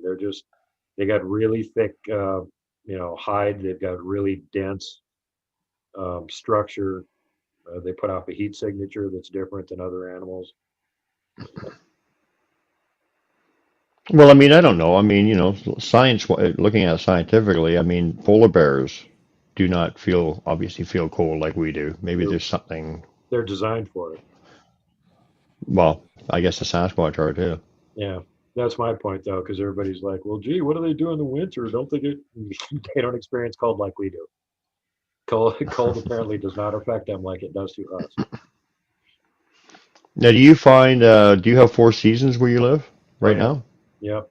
Well, I don't know. We're not getting much of And a winter this year. We don't have any snow on the ground. It's been in the low 40s for about a week. but generally you have four seasons, right? Oh yeah. Generally, we have brutal weather condition, extreme. It doesn't get that hot in the summer. It gets So, to about 100. We've had the so lowest, the all-time record low temperature in the lower 48 was here in Montana, 70 below ambient. is there any particular times of the year when you have more interaction than others? Like from my personal experience, spring and fall. Well, Yeah. spring through to fall are, you know, more stuff going on. Winter is kind of tough, but it's not, In winter, it's we not just unheard can't of. But research them how because you about, can't get up in the mountains to get to where they're at anyway. So there's no research in the winter. In the spring, they're moving around. In the fall, they're moving around. And that's because here they have horizontal migration. During the summer, they go up to the high mountains because it's cooler. During the winter, they come down to the lower valleys because it's warmer. It doesn't have anything to do with their preference. I think they don't like heat that much, and they do better where it's a little bit cooler. But it has a lot to do with the game animals. The game animals are up in the high mountains during the summer. That's where their food is. As soon as it gets the snow's too deep and everything, they come down to the lower parts of the mountains. They follow them down to the lower parts of the mountains. That's where they spend the winter at. So I mean, that's like pretty obvious around here. And no, I'm not one of those people that thinks that they migrate all over the damn place. They can wander all over the place, but they don't migrate. so you think for the majority, they're not like nomadic. They have their homes. Yeah. Maybe a wide Oh territory, but no, I mean I've done research on the group that are up here on Mount Sentinel right next to Missoula for over 5 years now, and they're up. You can go up there any time of the year. They're up there. You'll find signs of them. They got a whole herd of elk and hundreds of deer up there. They don't need to go anywhere. There's their food supply. They're set. And like yeah. I said, no hunting on most of the mountains for 80 years. You Yeah, got well, any, they're not stupid. They would know. hey, Duke? You got any good stories about introducing a new person to the Sasquatch? Like, where somebody talked you into going out there and camping with you. Yeah. You got any Well, my good stories? favorite one I told earlier in the show, and that's what Scotty wanted to go out and do a Bigfoot trip, and then had him come up and do the little squeegee bottle thing and wake him up next to his tent. But that's that's a rarity for me because generally, if it's somebody that doesn't have any Bigfoot experience or anything like that, I generally don't take them out. I do an open cattle call. Anybody that watches the show that happens to be in the area at this time of the year, yeah, I'm gonna go take whoever the hell wants to go with me, and we'll go camp for a couple days and see if we can find anything. But generally, that doesn't come up because I don't like to take chances on what their reaction is going to be if I don't know them. Like I don't know if they're going to panic. I don't know if they got some weapon hidden on them that I'm not aware of. I don't know what they're going to do. So I tend to not usually bring people like that with me. Except What's the most people you've ever had out on a camp out on an expedition? What's the most I people? think we've had 10 at one point before, and that's pretty big. Usually the bigger crews that we get together are like 6 or 8 people. Do you have the same kind of action with 6 or 8 as you do with 3? Yeah, it doesn't seem to make any difference really. They don't come into camp unless we've got a smaller number and it's people that have actually been there a bunch of times. But we can have pretty much any number on camp, and there's still activity. You can still hear them off in the woods, making noises or throwing stuff at camp or whatever. They're still out there. They're just a lot more circumspect unless it's a smaller number. Like if it's just me and Mike, we've been going up there for like 3, 4 years now. They come right into camp and we're sleeping. If it's a bigger crew or Yeah. something like that, they stay further back. So I guess you screen the people you take up there pretty good. They're all pretty good people, I suppose, right? Oh yeah, if they aren't nicer than me, I won't take them with. Like I'm the No, worst I kind was of just I was guy just wondering. Bigfoot to actually put up with. Everybody else that I'm going to bring up there is going to be nicer. I'm just wondering if the Sasquatch react any differently to like some people than others that you found from experience. Has there been some people that maybe, wow, they don't like this guy or something? Have you noticed any different Yeah, well, no, I haven't interactions? noticed any negative behavior because I screen the people pretty carefully. I've noticed positive behavior. Some of the people I've had up there have had, their own Sasquatch experiences going back decades. I had Kevin Lang up here, and man, were they watching camp when he was there. Oh my God. It was like they were watching a TV show or something. They're all over the freaking place. Caveman, same thing. They seemed very interested in him. When I had Sonny up last summer, we actually had one. The first night we were there, two of them came right up next to the tent we were sleeping in and were making noise for about 2 hours before she woke me up. And then the next night, well, I showed him my new flashlight, which is like 10,000 lumens, and said, "Hey, check this out! I can see way off in the distance with this thing. You guys should stay further away from the tent. You probably don't have enough time to run that far." And then they didn't show up again until the next night, and they didn't bother to show up after dark. They showed up about 45 minutes before dark, and she was sitting in her camp chair, and we were facing each other, so she's looking like behind, back past me behind my back, and all of a sudden her jaw drops open, her eyes start bulging out, and I went, "Are you seeing something? Is there a Bigfoot over there?" And she starts shaking her head. And I'm like, "Camera, camera, camera, camera." She's got the camera right in her hand. She's a bit being stunned. She doesn't do anything with it. And I got my camera right there. Sure. Okay, I'll get the camera on. I'll stand up. I'll look over the tent behind me. I'll try and see what she's staring at and get the camera on it. And by then it'll be long gone. So I'm not even gonna waste my time. So I just sat there and watched the expression on her face. And after about 35, 40 seconds, apparently, he went away because then her arm shot up and she went, "Huge Sasquatch right there." And I would get a good look at where he was. Yeah. So you know how tall he is? Yeah. Okay, well, I'm going to go over there and let's find out how tall he is. We'll measure it. She goes, "He was just standing there." And I'm like, "Yeah, so you'll remember exactly where he was standing. Let me grab a stick and run over there with my tape measure." She's looking at me like, "You're absolutely insane." Well, so I went over and measured, and she could see exactly where his head was and this opening between the two trees he was standing in and everything. He was a big male, and about 6 feet across his shoulders and 10 foot four. But he stood right out in the open, let her see him for like 35, 45 seconds, and walked back into the woods again. Wow. And she was a newcomer? She had never been here before. She's from Alaska, and she's had lots of Sasquatch experiences. Oh, okay. Most So, hostile up there. She doesn't like the ones in yeah. Alaska. She was kind of So blown most away of in these, this area because, like, first of all, there's no yeah. bears around, and that's what they always worried about in Alaska, getting mugged by bears. And she noticed that right away. No sign of bears anyway. And then she started finding Bigfoot tracks all over the place. Like, oh, okay, I see the connection. Bigfoot tracks everywhere, no bear tracks anywhere. Okay, got it. And she also like really liked the area. She even said, "Oh, this is the most beautiful area I've ever camped in. I absolutely love it. This is my new favorite camping spot." Well, you say that out loud, and of course they're like, "Yeah, that's right. Our house is awesome. Yeah, thanks for noticing." But yeah, one of them stood Yeah. right out in the open. Let her see it. Yeah. Well, I mean, but these people that you said that they really reacted to all had kind of They've all had history. long-term Sasquatch experiences for decades in Yeah. most cases. Yep. Yeah. So that to me means, like I've always said, Well, Kevin Lang, he was I mean, definitely, I'm just talking from my experience or whatever. I mean, I just speak my mind. yeah. I don't ask anybody to believe me if they don't want to, but when you speak to that says to me that the Sasquatch, they know you. If one clan knows you, They Oh, will they'll know talk you to all each over other. the If place. mind speak is real, they're all talking. Yeah, yeah. So the So Sasquatch even if even if you're with a clan that maybe doesn't particularly like people or whatever, they're still going to respect you or treat you a little differently than somebody that isn't like in the club. right. You know what I mean? Like Yeah, we know this guy. yeah. He's in the Yeah, club. other clans have He's had part of our. experience with him. He's not a problem. He is not a troublemaker. He's even kind of on our side. You know?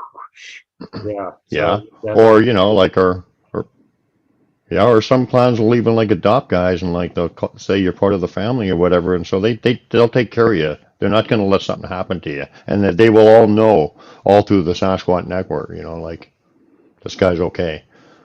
But whether they like you or not, I mean, I think it's that I strongly feel that way, and I think you probably do too. oh yeah. The Well, network actually, part and the I find connection, the right? best way to find out about things that are related to Sasquatch is to ask the Sasquatch. And I don't have any direct communication with them, but I don't need it because I have other friends that do have direct communication with them, and they ask them questions for me. Like with like Robin McCrae. Robin's one of them. Yep, one of several people. Another one that I know, Yeah, um, they have visitation regularly. They'll show up just about every night, and the person will be outside having a cigarette, and they're just back in the wood line. You can kind of see their eye yeah. glint. You can ask him a question. One of them can speak English real well, and he gives like yes and no answers usually. So one of our favorite things when I'm talking to the person in question here, and this is going on, is I ask them questions about Bigfoot researchers. What do you guys think about so and so? It's real interesting to hear the Sasquatch opinion on some of these guys. And the answer is either good or bad. That's the answer. It's nothing, no other deviation. Either they're good or they're bad. That's it. And yeah, And you're getting these answers through Robin. oh yeah, I'm Through sure. Robin is telling you. Yeah, No, yeah. I Well, told yeah. Robin Well, they're a few big. of the answers that I've heard from them that were pretty humorous. Got some laughs out of her because they're both Yeah. people. These people are people that we consider to be not good people too. So it was kind of funny to hear the Sasquatch. Yeah, they suck. They're bad. Well, we don't want to name names, but yeah, they do. But yeah, for sure. Like Yeah, that's they're my big point though. fans What of you the were Pork and saying is Bean Show, by the way. what you're saying is absolutely valid. They communicate with each other, and once you've had interaction with them and they know who you are, they'll tell the other ones, "Oh, we've interacted with so and so. He's fine. Don't worry about him." But this guy's a jackass. Chase him out of here. Yeah, I know a famous guy. I'm not going to name his name, but a well-known guy came up to my area, and the Sasquatch chased his ass right out of the woods, scared Yeah, the living crap out of him. They don't like him. They don't like him because he doesn't respect them.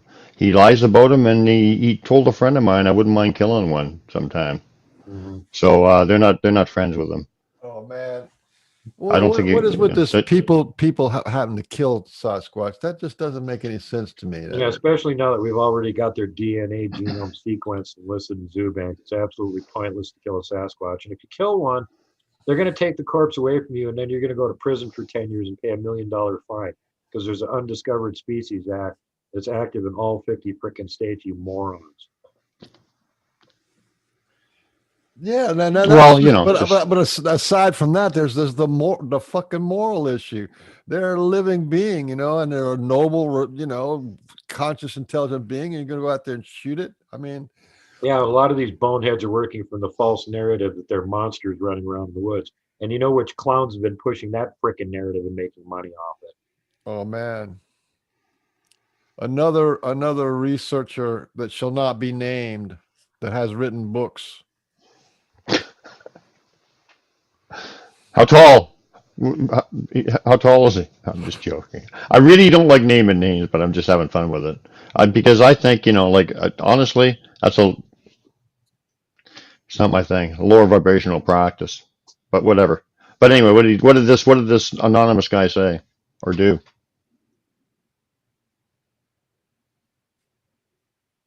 Beans.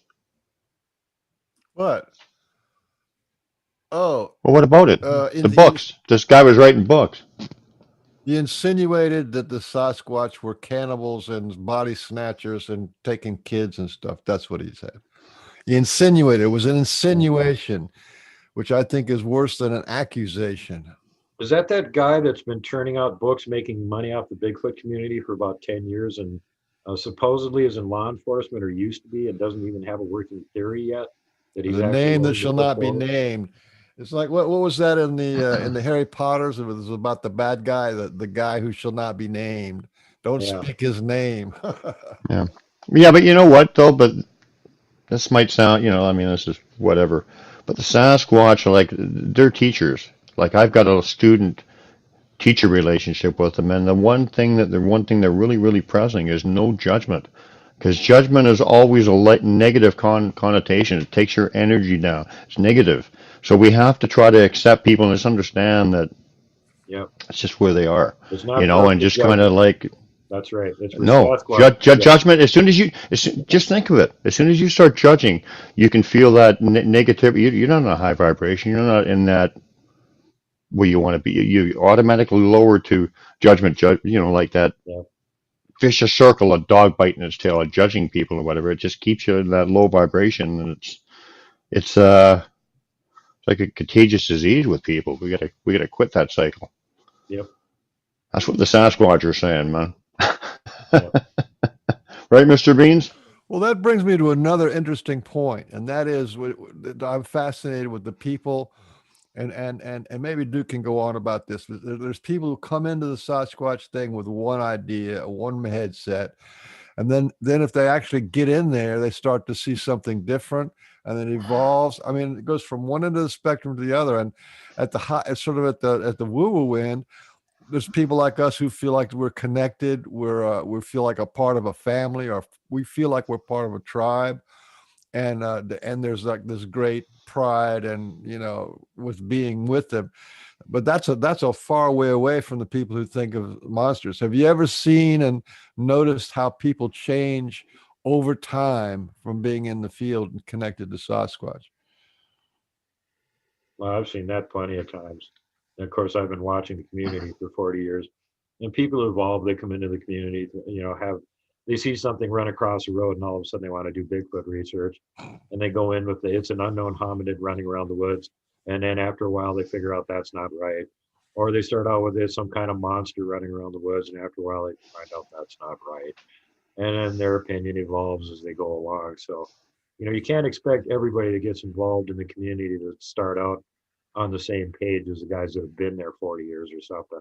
They got a learning curve too, and you got to, you know, be patient with them and try and give them better information so that they can learn something. But a lot of these guys are not serious researchers anyway, especially some of these show hosts. They're just clickbait meisters. They're just in there to make money. They don't care if Bigfoot's real or not. They just want to make a buck off of it. And they'll put up any kind of garbage that'll get people to click onto their show and watch it. Those are the biggest problems as far as I'm concerned. Well, the classic Do example you think that? would be Ron Moorhead. Ron Moorhead started off in one place, and where he ended up is he ended up writing a book called Quantum Sasquatch. That where he understood that there was this energy thing going on, and it had something to do with psychic abilities and quantum physics, and that's pretty long road away from skunk apes and mountain monsters. Yep, exactly. And how did he get there? How did he make the progress to get there? Because he was Years. open-minded, he was doing research, and he was paying attention for decades. Unlike some of these other clods Hmm. that came up with a stupid theory, never looked at anything new, didn't do any damn research, and they're putting out the same propaganda 40 years later. And you have to me, you have to have a wider perspective. My just coincidentally, I have one foot on the ET.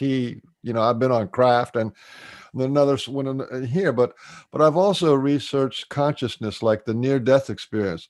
An incredibly high number of Sasquatch people who are they've had near death experience, and this kind of transforms you, and the ET experience transforms you, opens you up, and so you have to, if you go like when you study consciousness, like I already mentioned, the remote viewing, that changes people, and it opens your mind up that you can actually tune into any place in time and space by a feeling inside. And that's kind of what the Sasquatch are doing. They're giving people feeling inside, and they get, oh well, you know You don't. They don't. Most people don't even recognize what a psychic experience is. They say, "Oh, I had this really strong pull to go to the woods today, or this week, and then I saw a Sasquatch or I saw a structure." And they don't remember that I had the really strong feeling. That's actually a little psychic poke. You know what I mean? So the wider your peripheral vision is from, like I said, reincarnation and uh, uh, uh, past life kind of things and near death experiences. There's almost 1,000 books on near death experience now, because everybody who gets a near death experience writes a book about it. That just broadens the whole spectrum of what is available to not only humans but also to Sasquatch. Because once you see what's going on with humans, like I have this group this group on Facebook where this man and this woman are studying how to see without their eyes, right? So they put the blindfold on. They're trying to read cards and shapes and stuff. They've been doing this. It's like phenomenal work. All the abilities that we are dawning on us that we have, the Sasquatch already have, and in abundance and kind of with ease. So I don't know. I think that's part of the mix. This opening the mind to lots of different things. I think the Like reason his, why I think the reason why the researcher guys, the strict basic researcher guys, are open-minded to like that they might actually not be apes, or that they have abilities, or open to the stuff that is like maybe open to criticism or whatever. Those guys, the Sasquatch people, aren't interested in connecting with, so they don't really give them anything, because they are teachers and they want to connect with people that they can actually reach out to, connect with, enlighten, or whatever, however you want to say it. Uh, they're not they're not here to entertain us. They're going to reach out to the people that can actually listen and understand what they're talking about.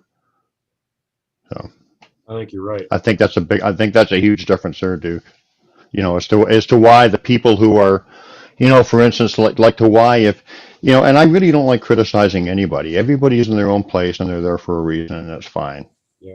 Like I Shouldn't judge said, them let on the it. Sasquatch But the criticize me people, for but us. yeah, yeah, but the people who are doing the mainstream research and whatever, and are not looking, who have that box of perception and will not look at any of the woo-woo stuff or whatever, where the real learning, I think, happens. Um, if you look at those guys 30 years ago, some of the big names or whatever, and you look at them today, their presentation is basically just the same. Yeah. We found these tracks and we found this game camp thing and we were following this, and nothing ever evolves in their understanding or whatever, it seems like, because they're not getting any Sasquatch. But the people who are open to them, got the heart connection, family connection, all that kind of connection, those people, if you see them talk every year, they're just like, you can see the progress, the growth, the teacher-student relationship coming out in the way that they're representing the Sasquatch, or that they're growing personally, which is a lot of what it's about. So you tell me, Yeah. right? Well, if they do like me, and I I'm mean, pretty you sure must have that seen they that. do, from what I've heard from other people that talk to them, they do actually like me. And it seems like from what Well, I've heard, the reason that they like me is because I don't bullshit. I just tell the truth. Here's what I think. Here's what I've seen. No BS. They me like me. too. Yeah, I don't really care. I don't have a reputation, so I'll just say what I've experienced, and some of it's really, really like far out there, and I don't really care. If you don't want to believe it, the people who do believe it and can garner something good from it, that's all I care about. Yeah. So yeah, and I appreciate something about you, because from my perception, you're an investigator and whatever, but you don't have that box of perceptions that is stopping you from examining things that are outside of that. I mean, you're very open. Obviously, Pat and Robin, Yeah. and you're open to their Well, I know story the and whatever. psychic So stuff is that real that's because good. I've had lots of contact with people involved in psychic stuff outside of the Bigfoot question before I even was really that serious about doing, hardcore research on Bigfoot or anything. I knew these other people that were psychic. So even though I don't have any of those abilities or anything. It's, you know, like quite obvious that this is real. So that was not an Hmm. impediment to me. I tend to do things in a logical, you know, let's follow scientific method sort of methodology, but I'm also open-minded. One of the reasons that a lot of these researchers stay in this little box because they want to be big name. They want to be the one that makes the breakthrough. They want to prove to science and the world that Bigfoot is real. So they feel that they have to conform to the norms of science as it's perceived. And then if you start Right. talking about any of these things outside of that box of science, the woo-woo, that you immediately get derision and suspicion, ridicule cast upon you because you're talking about all this crazy BS that you believe Y- Yeah. in. I, Let me enlighten the Bigfoot crowd out there. If you want to, if you're afraid that telling the truth about Bigfoot is going to get you ridiculed by the scientific community, A, who cares what they think? B, their opinion is based on whoever pays their paycheck, not on any actual anything. It's all revolves around who pays their paycheck. That's what they believe. And thirdly, the preeminent scientific mind on earth in the subject of the Sasquatch forest people is Dr. Igor Burtsev, the head of the Department of Hominology of Moscow, Russia. It's a branch of the evolutionary sciences that they've got there. And he'll tell you flat out they have paranormal abilities. This is the number one scientist on the planet in the field of Sasquatch. Will tell you they have paranormal abilities. So you're not going to impress any stupid second-rate scientist by beating around the bush and telling them you don't believe in the woo. Who gives a crap what they think? yeah. They're bush league and irrelevant. We just had Igor on our last show, didn't we? Or was it the show before? It was a Yeah, Christmas I know show. Igor. Yeah, Yeah, but there you he's a go. good guy. He's a good guy. He, Yeah, Yeah, Igor but tells told them me what's amazing going on. stories. He's been out in the field since the mid '60s, butt in the field, boots on the ground, doing the actual research, experiencing this stuff firsthand. Speaking of firsthand, he just shook hands with a Bigfoot not very long ago, didn't he? And how did he get there? Because he's open-minded and he's paying attention. He's not a dumbass with his head stuck up his butt, sniffing his own farts, working in the halls of academia, pretending that he's special and knows something. You guys know two things, jack and shit. Get your ass out in the field and do some research. Well, we got Kwani Lapiditis, but he's not really a scientific researcher. But he's documented his story for I guess back in the '60s also. Yep. yeah, I mean, I've met Igor a couple times. We're pretty good buddies, actually. Yeah. He's all I'm excited hoping to about get the a chance cliffs to and actually whatever go that up I to do some Bigfooting with him. up This here and whatever. comes to my attention that the poor guy has never gone out and done any Bigfoot research in the Rocky Mountains yet, you know, and can't let him die before that happens. So he's going to have to get his butt over here and do some research with me this summer. Well, Igor's been up to British Columbia up here, and he had fun up here. Yeah, that's not the It's Rockies though. pretty cool. Well, hey man, there's some special Bigfoot stuff, Sasquatch stuff, Sasquatch stuff going on up here, man. There's But Sasquatch stuff whatever. going on everywhere, but he has never done any research in the Rockies. Okay, what's special about that? It's not. It's he's never been there. That's my point. Oh, okay. I got you. Okay, it's just that he's never been there. He's got to see them before he passes on. Gotcha. I Yeah, mean, he's no, only 80. Sure, he'll be running around doing research for another 20 years, but that's only 20 years. He should get here. So, yeah. Well, yeah. and the coop tried and failed to take him out this year. That was pretty hilarious. He had pneumonia and the coop, and was only in the hospital for 3 days. Somebody told me he took some kind of cure or something that somebody recommended. Baking soda, I think. Somebody said he took baking soda and it cured him. Just take hydrochloroquine You know. incident and it's over with. Well, whatever. I You know, was just not watching being a in video fear would. today about somebody that was suing. This is in England. They were suing the government to prove that there actually is a coronavirus. They said we want to see it. If you got a vaccine out for it, then obviously you sequenced this whole thing. You know what it is. Let's see it. Guess what? They failed to actually present the evidence on their equivalent of a FOIA request because there is no fucking evidence. They can't fucking isolate It's it. all bullshit. It's bullshit. First of all, it's not a living thing. Anyway, Yeah, viruses aren't living things, but there's also no evidence that this fucking virus even exists. It's interesting that there's no flu outbreak this year, but there's still a coronavirus outbreak. The regular yearly flu doesn't exist this year because coronavirus killed it apparently. You know, Well, I don't know. I heard that I heard the numbers of fatalities are pretty similar to, a flu season or whatever. I mean, Yeah. flu kills a lot of Yeah, the people, numbers, especially the elderly numbers people for in old age homes. COVID-19 are very well established at this point, even by the lying CDC. The death rate is 0.02%, which is less than the standard flu. All these other numbers they've Yeah, been popping up, it's all bullshit. They're adding on comorbidities, which should not be counted as flu victims. They didn't die from the flu, they died from some other fucking thing. And I've personally had people tell me that their relatives died and they tried to put them down as COVID deaths when they know for a fact that they didn't die from that and probably didn't even have it. yeah. So it's all bullshit. And the sooner people wake the hell up, extract their heads from their ass, and stop believing this crap, the better it's going to be for everyone. I could not agree more. you want to know what I love about Could. this whole fiasco is they have this new thing they're calling a vaccine, right?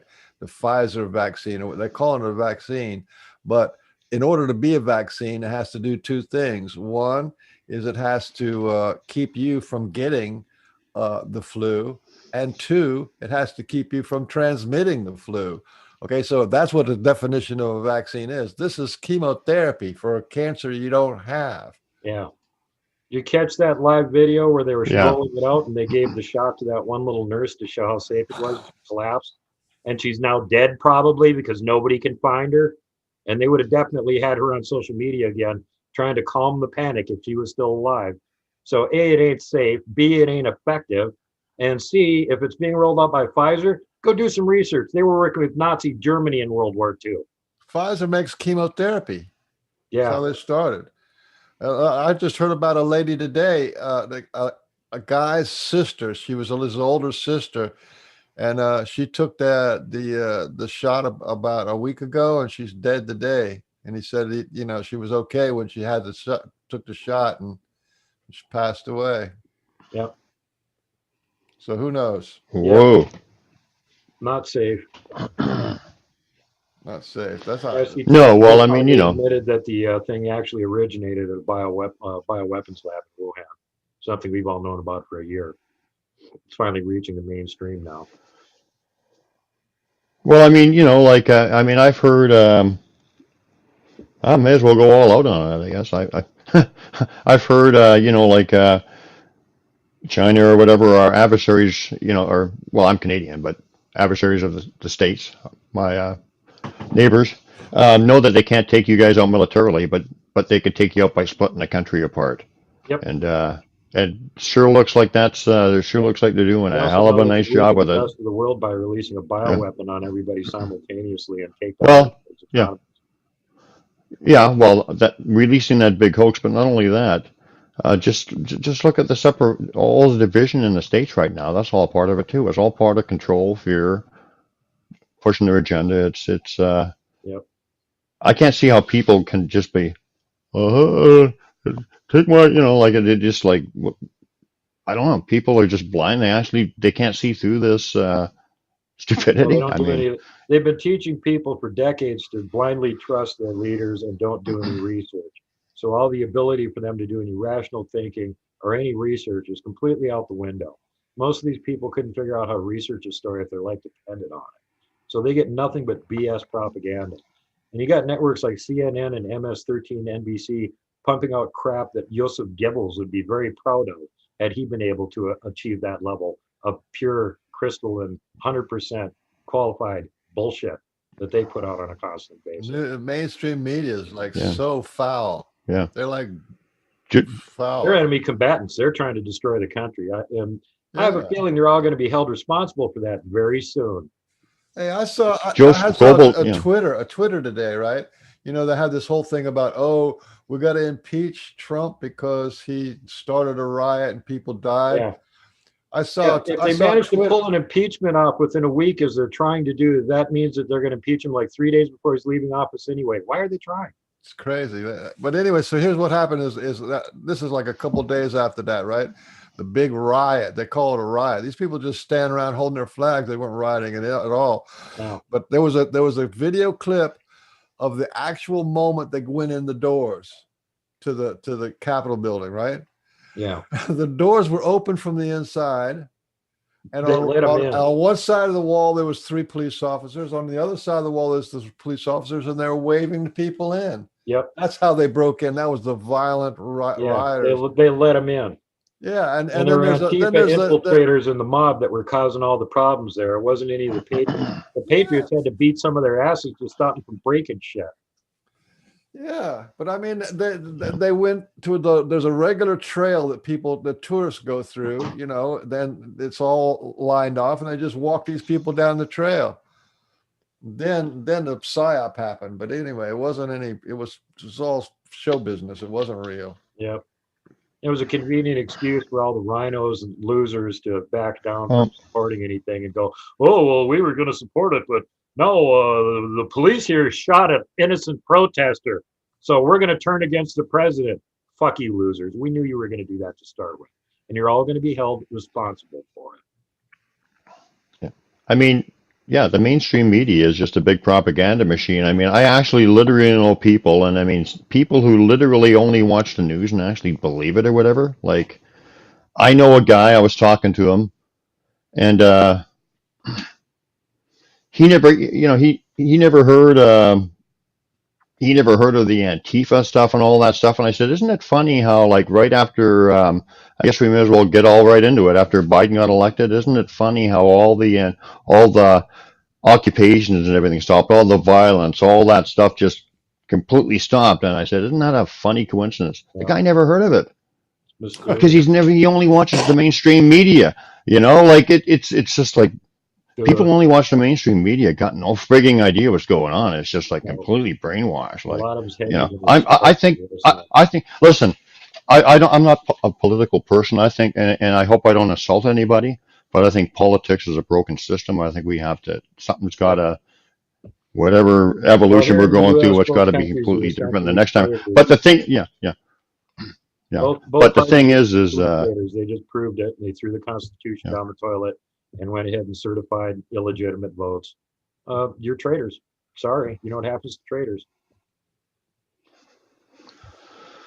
well, it's just that it just shows you how powerful the media is as a brainwashing. I mean, everything. I mean, like political correctness, everything. It's just like they've been really hitting us hard with it for like quite a few years, and like getting us right to the soft, pudgy, soft belly. Like we can't. Like we're just conditioned to it. We don't even think there's anything wrong. We can't even see what's going on. Most people. Yeah. It's I don't know if you caught It's the pretty- recent warning from pretty sad. the FCC saying that if there's an FCC broadcast, you're required to carry it or you're going to lose your broadcasting license. Now, why exactly would they put out a warning like that at this point? Unless there's going to be some kind of an important announcement that all these traitors better carry. I think it's a little preemptive Now, Duke, strike. explain that to me. I don't know an FCC broadcast. FCC I'm sorry. is the license to be able to Anybody broadcast that's on a over the open mainstream air. platform has their permission to operate or they don't operate. And that means any of these mainstream platforms that don't carry something that the FCC, Federal Communications Commission official messages, will immediately have their broadcasting license yanked and they won't be broadcasting anymore. And they were all just given that little warning. Mm-hmm. Right about the same time Trump put up his last tweet, which probably will be his last tweet ever on Twitter because they want to remove him. And it was, "The storm is here." Yeah. Oh, he's back. He's back. The storm is here. They just gave him a 24-hour, timeout. I mean, because Well, you know what? killing all It those doesn't people. matter what they do. They're all criminals and Yeah. traitors and they're going to prison. Yeah. Mark I Zuckerberg don't- has 49 of the Yeah. 50 states suing him right now for being a monopoly. And he just got busted funneling $500 million to election interference. Bye, $500 Mark. million. Oh, I have to show you something. You guys. I don't, as you're showing that, I don't really want to support anybody, although I kind of like, I have my opinion. Republicans, Democrats, you're all See scum. that? See that? Yeah, they are. It Yep. says, I'm a Georgia voter. I have officially got my vote flipped in the Senate runoff, the runoff race in Georgia. I officially got my vote flipped and stolen. Yeah. Listen, I mean, the main thing is that, politics stinks. It's a broken system. But my main message Well, here is, and whatever, is people, if you are watching the mainstream media, like you're sitting there like all night, just like a blind zombie, and you're basing your reality on what the news and political correctness and all the bullshit they're trying to shove down our throat is, uh, you got no clue what's going on in this world. You got no clue what's going on in this world. I mean, I haven't, I haven't watched, and I'm not patting myself on the back, but I'm saying I haven't watched the news in about 30 years because I know it's freaking bullshit. it is. Something stunk when I was in my 20s and 30s. I knew something stunk with it. It's just, wake up, quit watching the news, and quit opening yourself up to what's really going on. Because And shoot your TV if you, because like if you break a mirror, you get 7 years bad luck. But if you shoot your TV, you get 10 years good luck. So shoot your TV and get rid of it.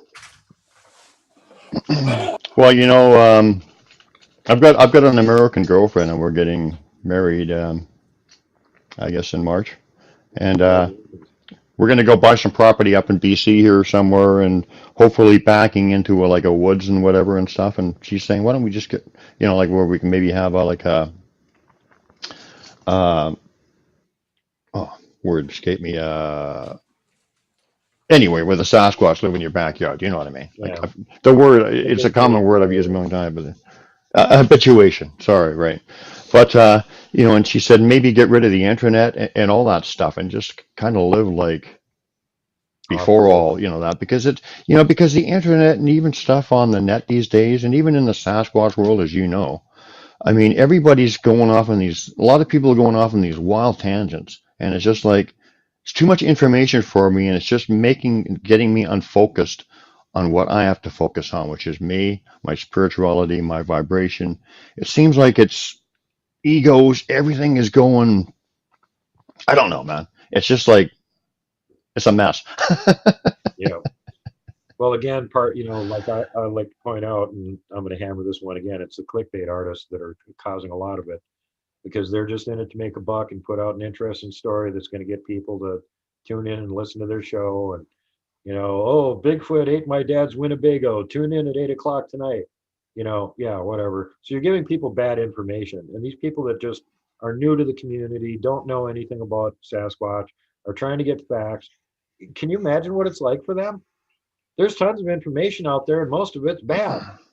It isn't like it used to was when I was a kid, when there was very little information out there, and most of it was reliable. Now there's tons of information out there, and a lot of it is just garbage. So they've got to try and vet all this information and figure out what's real and what isn't. And without a frame of reference, how the hell do you do that? So I think it's worse for people now, even though there's more Bigfoot information, because it's more confusing. How do they know who to believe? Yeah, yeah. And everyone's trying to make a buck of it, of course. And it Yeah. depends on what your intentions are. Like, um, honestly, for me personally, I feel like they're my family. I've got a connection with them. My whole purpose is talking about them is like, I don't make any money off of them. I've written a book or got another one, but I don't know if I'm even going to sell them or if I'll make any money off it. My purpose is because I feel they have an important message and I want to share it. Yeah. And it's sincere. Well, that's what To I'm up me, to. I'm just trying it's to it, get it, facts for it's a people. family respectful, yeah, it's a family respectful relationship, and I could not imagine exaggerating or lying or saying any untruth about them. That would be so dishonorable. Yeah. So, I live by that code. I mean, I'm not saying that if something I've said, I might have misinterpreted things from time to time. Well, I never will tell them the truth. That's a respect between Yeah. two people who respect each other, right? I totally agree with that. And uh, That's and why and they and they and they know that, I want people to know and that they know that. these are not scary monsters running around the woods. You get all of that BS that you've been programmed with for decades out of your mind and come to the realization that these are a kind of people. They live in the woods. It's just, yes, it is just that simple. It's nothing to be scared of. If they're acting aggressive, it's generally because you did something to piss them off. It's pretty rare that you run into one that's just a crabby, bastard that's been thrown out of his clan, wandering around the country by himself with a bad attitude, and you run into him in the wrong place at the wrong time. That can happen, but it's pretty freaking rare. Mostly they're in groups. They don't want to interact with you. They want you to leave them alone, and that's pretty much it. So all these people running around telling all these stories about Bigfoot attacks and stuff, man. When I hear a Bigfoot attack somebody, the first thing that pops into my mind is, what stupid thing did you do? What stupid thing did you do that provoked them to want to attack you? Yes, exactly. Like I said, you put you put two people, one sitting in front of the the the forest, whatever, sitting in a chair looking into the forest. One guy with a gun and shooting off like rounds all over the place and yelling and screaming and like really, really aggressive and whatever, just being a complete yahoo, and that kind of interaction, or just disrespectful or whatever, and see how that and see how the Sasquatch react to that guy, or some person going there, connecting with the nature, connecting with the land, talking to them. I want to be your friend, connecting through the heart. Now, the exact same Sasquatch that one person said is like an aggressive monster. I predict, I say that in time, even though this particular individual has maybe had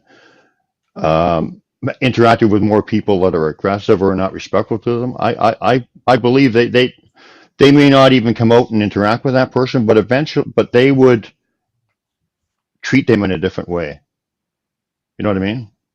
It wouldn't I be a totally negative agree with you, interaction, and that's I've for sure. I I've think got for enough them. reports of that sort of thing happening to people, and I totally agree with you.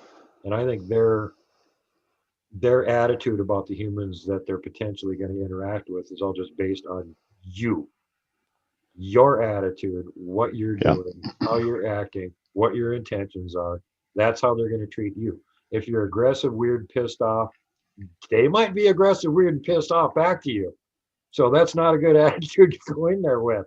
If you go in there with a lighthearted attitude, I'm going to have a fun time and tell jokes and stories, yeah, and it's going to be a great weekend. They're probably going to yeah, reflect that back, and then they'll show up in your camp and mess with your tent yeah, in the middle of the night and think it's yeah, funny. yeah. Or hey, I'm Duke. I'd like to get to know you, Yeah, and mean it from your heart, right? yeah, Yeah, yeah. The closest thing I've absolutely, man. actually I mean, talking you to know, them like, is when I pull up. I usually have the same kind of music blasting all the time, which is like old British psychedelia or something. And I'll get out of the car and oh, leave the door beautiful, open, beautiful. blasting it, and I'll go, "Hey, Forest guys, I'm back to visit." And that's it. That's all I do to like ever try and talk to them. Just announce my presence. Hey, I'm back here to visit. There you go. Okay, no. You got me all interested now, Duke. Who are some of your favorite British invasion or psychedelic bands? No, I gotta know because I'm writing the music and whatever. I love The those one all that those still bands. exists, Hawkwind. They got 140 albums out. And they're legendary. Who's that? Hawkwind. Okay, yeah, heard of them. Yep, they got 140 albums out. They're still touring. All the rest of those bands are long dead, including Pink And Floyd. where are they from? England? Yep. Okay. Well, how old a gentleman are you? Me, I'm getting close to 60 here next year. Okay, well I'm He's a 66, so youngster.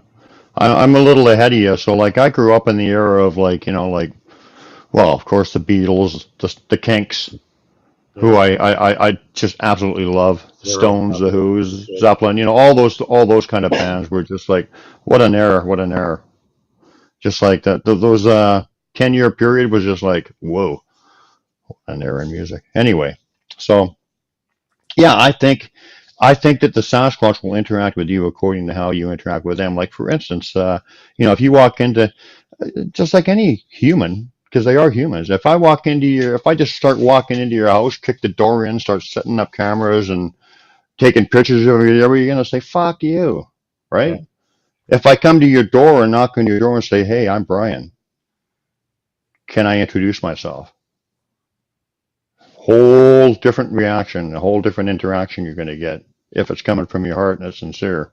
Yeah. So No, I truthfully. agree with you because I've seen enough examples of that, not just with my researching them, but other people that do the same thing, and they it seems to follow that line all the time that they will react to you in the same kind of way that you react to them, the same kind of attitude that you bring into the woods. They're going to reflect that. You know, if you're happy and joking and that kind of stuff, that's the attitude they're going to have. If you're obnoxious, aggressive asshole, you better be prepared for if they decide to reflect that attitude back at you. It's not going to be fun. You go into the woods with the attitude Yeah, to hunt one down and shoot it or something, you're really asking for it. yeah. No, totally agree. Totally agree. So we getting any comments, sir, Mr. Beans, that you You know want what? to update us on? Any questions or I wanted to screen share something and get some feedback on a screen share. let me share that with you. Greetings. Hi to Here everybody you in the go, my chat. friend. I don't know who's there, but hello. Yeah, nice to connect with your group there, Duke. I hope a few of them showed up. Oh, I wanted to talk about this that Sasquatch can write, and it's kind of important. Some of the things that they've said. If this thing will share for me. Yeah. Oh, yeah. Okay. This is it over here. Yeah. who wrote? This was in Kawani Lapiditis. He had a book, and he was talking back and forth to the Sasquatch for a little while, and this is one of the things that they You want wrote. me to read it? Yeah, it says some say I'll read men. it. Yeah. Okay. Some say men want to kill us. We are people, not El. Elohim. What's that? Elohim. Angels. Elohim. Not okay. Not Nephilim. Not evil spirit. We are first people, seed of Adam, not of Cain. Learn good the old ways. Time is short. Soon come last war. We all will be safe in woods. Hmm. Well, I mean, they're reaching out to a lot of people. Maybe they're going to take us with them. Hopefully. Well, Well, it this seems has to me got When like some the of shit hits that's the what fan, I'll go to the woods with. they're reaching out to certain people for Yeah, sure because they're starting to teach them things yeah, and stuff that people haven't really known before. yeah, I think it's important because that gets this yeah. whole thing. They are well aware that a lot of people want to kill them, and that they're being called monsters and Nephilim and Elohim and all this kind of stuff, and they're just trying to set it straight. And to this goes to their intelligence. A few Sasquatch take the time to learn how to write. I mean, there's tons of books and tons of things that get thrown out in the woods. It's not like they're immune to it. It's not that hard for them to figure stuff out because they're smart. But this just goes to that, they're very sensitive to how we perceive them, and they want to set the record straight. I got another one if you want to see that one. It's from Quantity Lapsiditis was they called him the Dream Man, and this is his what they sent him. You want to read that, Do you Brian? want me Can to you read read it? it again or no? Can if you want. Yeah. Yeah.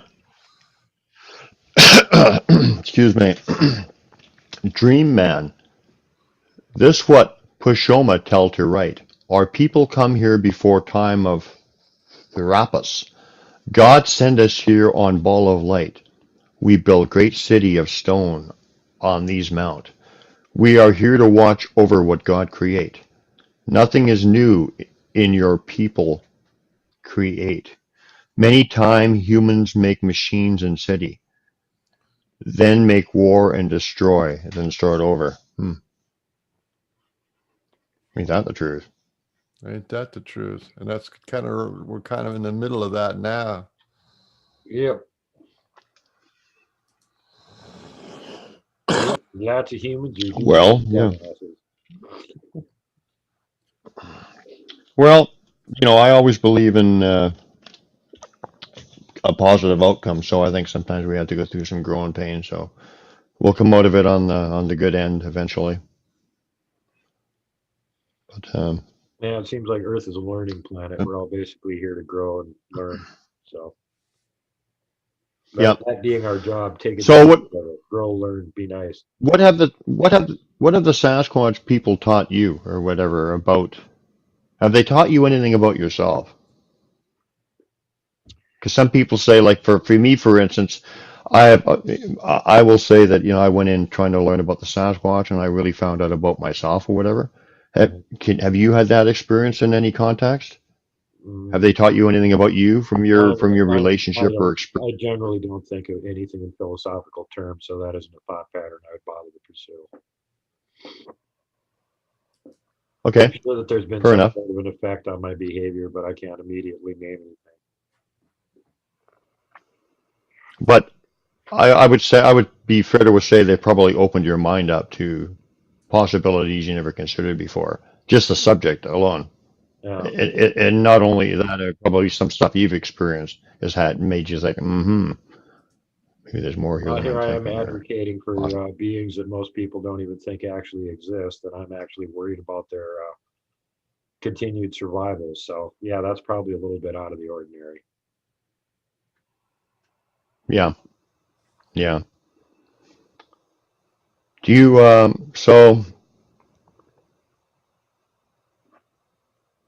do you think what do you think what do you think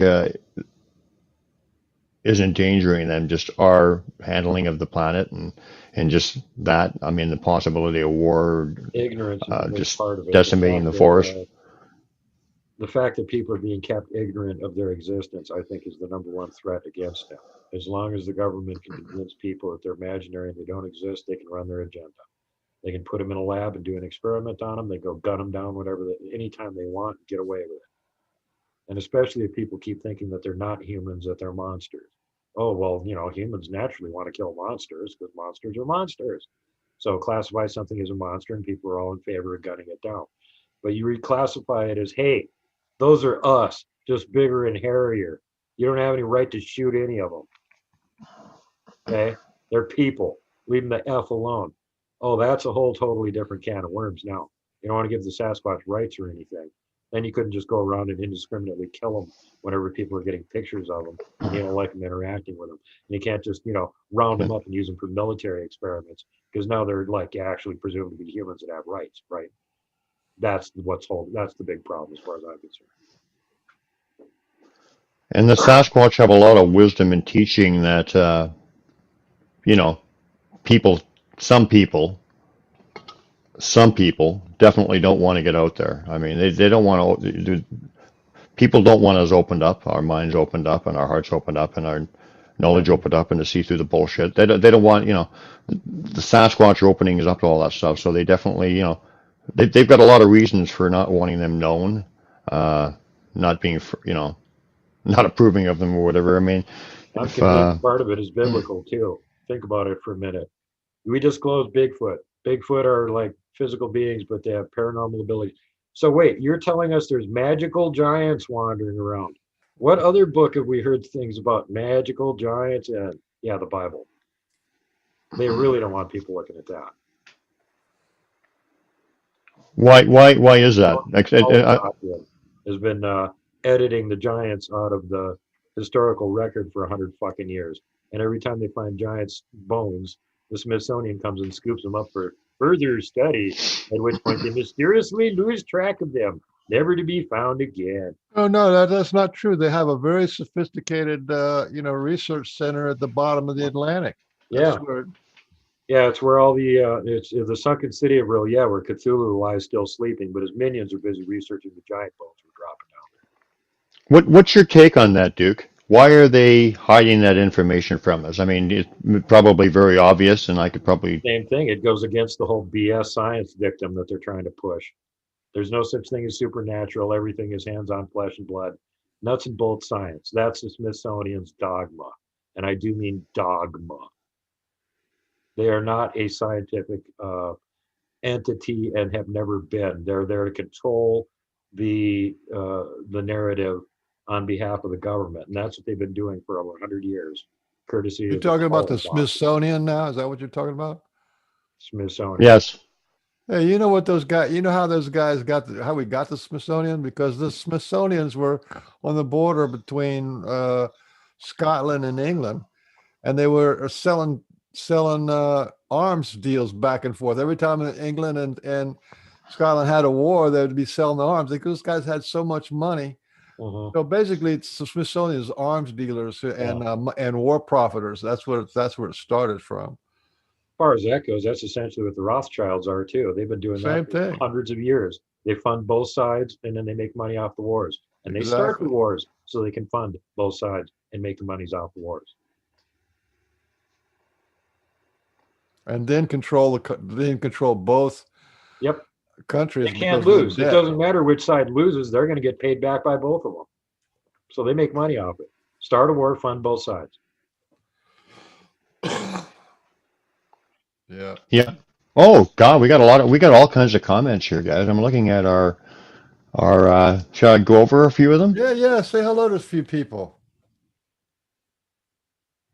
Okay, Bradwick one basically was saying, hi Bradwick. We were saying basically, and he's a one of the guys is subscribed to my YouTube channel, so I know him. He says if one knows you, they all know you. So if one likes or does not like you, they all like or don't like you. Oh no, he's asking a question. Um, well, yeah, I would say that they all know about you. They Yeah. would all know you by the reputation from the guys who, yeah. But But do you you guys can agree take with that that? with a grain of salt, just like a human would. If somebody told you, well, I think so and so is a jerk because I've met him. Well, you haven't necessarily met them. That would color your opinion of them until you met them and made up your own mind. So at the very least, if they're going around saying, well, so and so's a jerk, you can figure all the other Sasquatches are going to be thinking, well, potentially this guy's a jerk. Maybe I don't want to interact with them, whether they believe it 100% or not. Well, I think they read. I believe they can read your energy and whatever, and they know if you're a jerk before. Yeah, that's what I'm But saying. whatever. But sure, yeah, yeah. But okay, so oh, another question by McDuffie81, another friend of mine. Hey, Bigfoot like to show themselves to women. My wife has seen them more than I have. Like I've heard that too, and I think it's because women have a softer, gentler, quite often energy, non-confrontational. well, they're less dangerous. Who's more prone to pick up Women a are quite squash? often, You yeah, know? yeah, yeah, and women are quite often more spiritual and higher and that kind of thing too. So I Yeah. agree with that comment. But what do you think? What do you think the reasons are? I think that has a lot to do with it. And the women are traditionally the women are the nurturers and the men are the hunters. So who's more likely to be dangerous to interact with? Well, the men. They're the ones that are armed and aggressive. And and, True, and true. children too. Just I think something they as like I simple. think they like children. There's a Yeah. lot of stories Again, of that. children are innocent and non-threatening. Well, Well, and plus children have a high vibrational energy of innocence or whatever, which is very much like the Sasquatch. Yeah. They're very, and so they like that. Another comment by Bradwick one. Is this good, guys? You don't mind this? It's kind of Sure. good. Kind of paying attention to some of our listeners. Bradwick one Coastal Chick's says on there nothing. too. Coastal Chick was one of our guests. Yeah, yeah. I'll go down it a little bit. It says nothing in life is to be feared. It is only to be understood. Now is the time to understand more, so that we may fear less. Well, that's the Sasquatch have worked with me about fear, whatever. I mean, really, there is Yeah. nothing to fear. Well, Fear is the it's a thing that big deal for controls us, humans, actually. though, So, because you know how we react when we get afraid of something. We want to kill it right away and neutralize the threat. And things that we don't understand, we automatically fear. That's a big problem.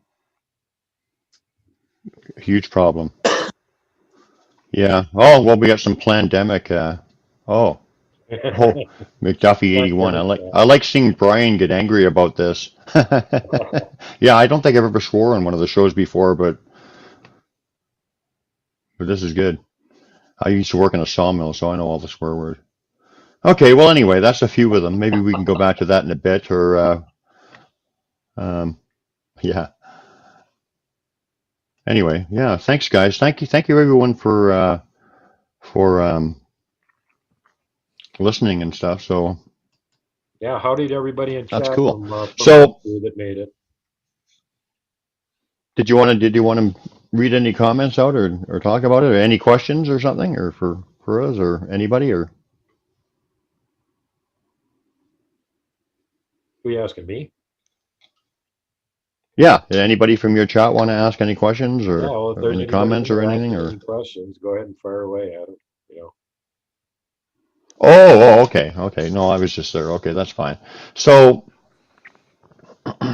Bradwick said Glag Saga. We haven't really talked about that, and you could say, "Oh, I've just talked to that to death," but on another level, that is such an important story. I mean, we have the who's that guy that we interviewed? Mark Roberts that was his name, right? yeah, Brian.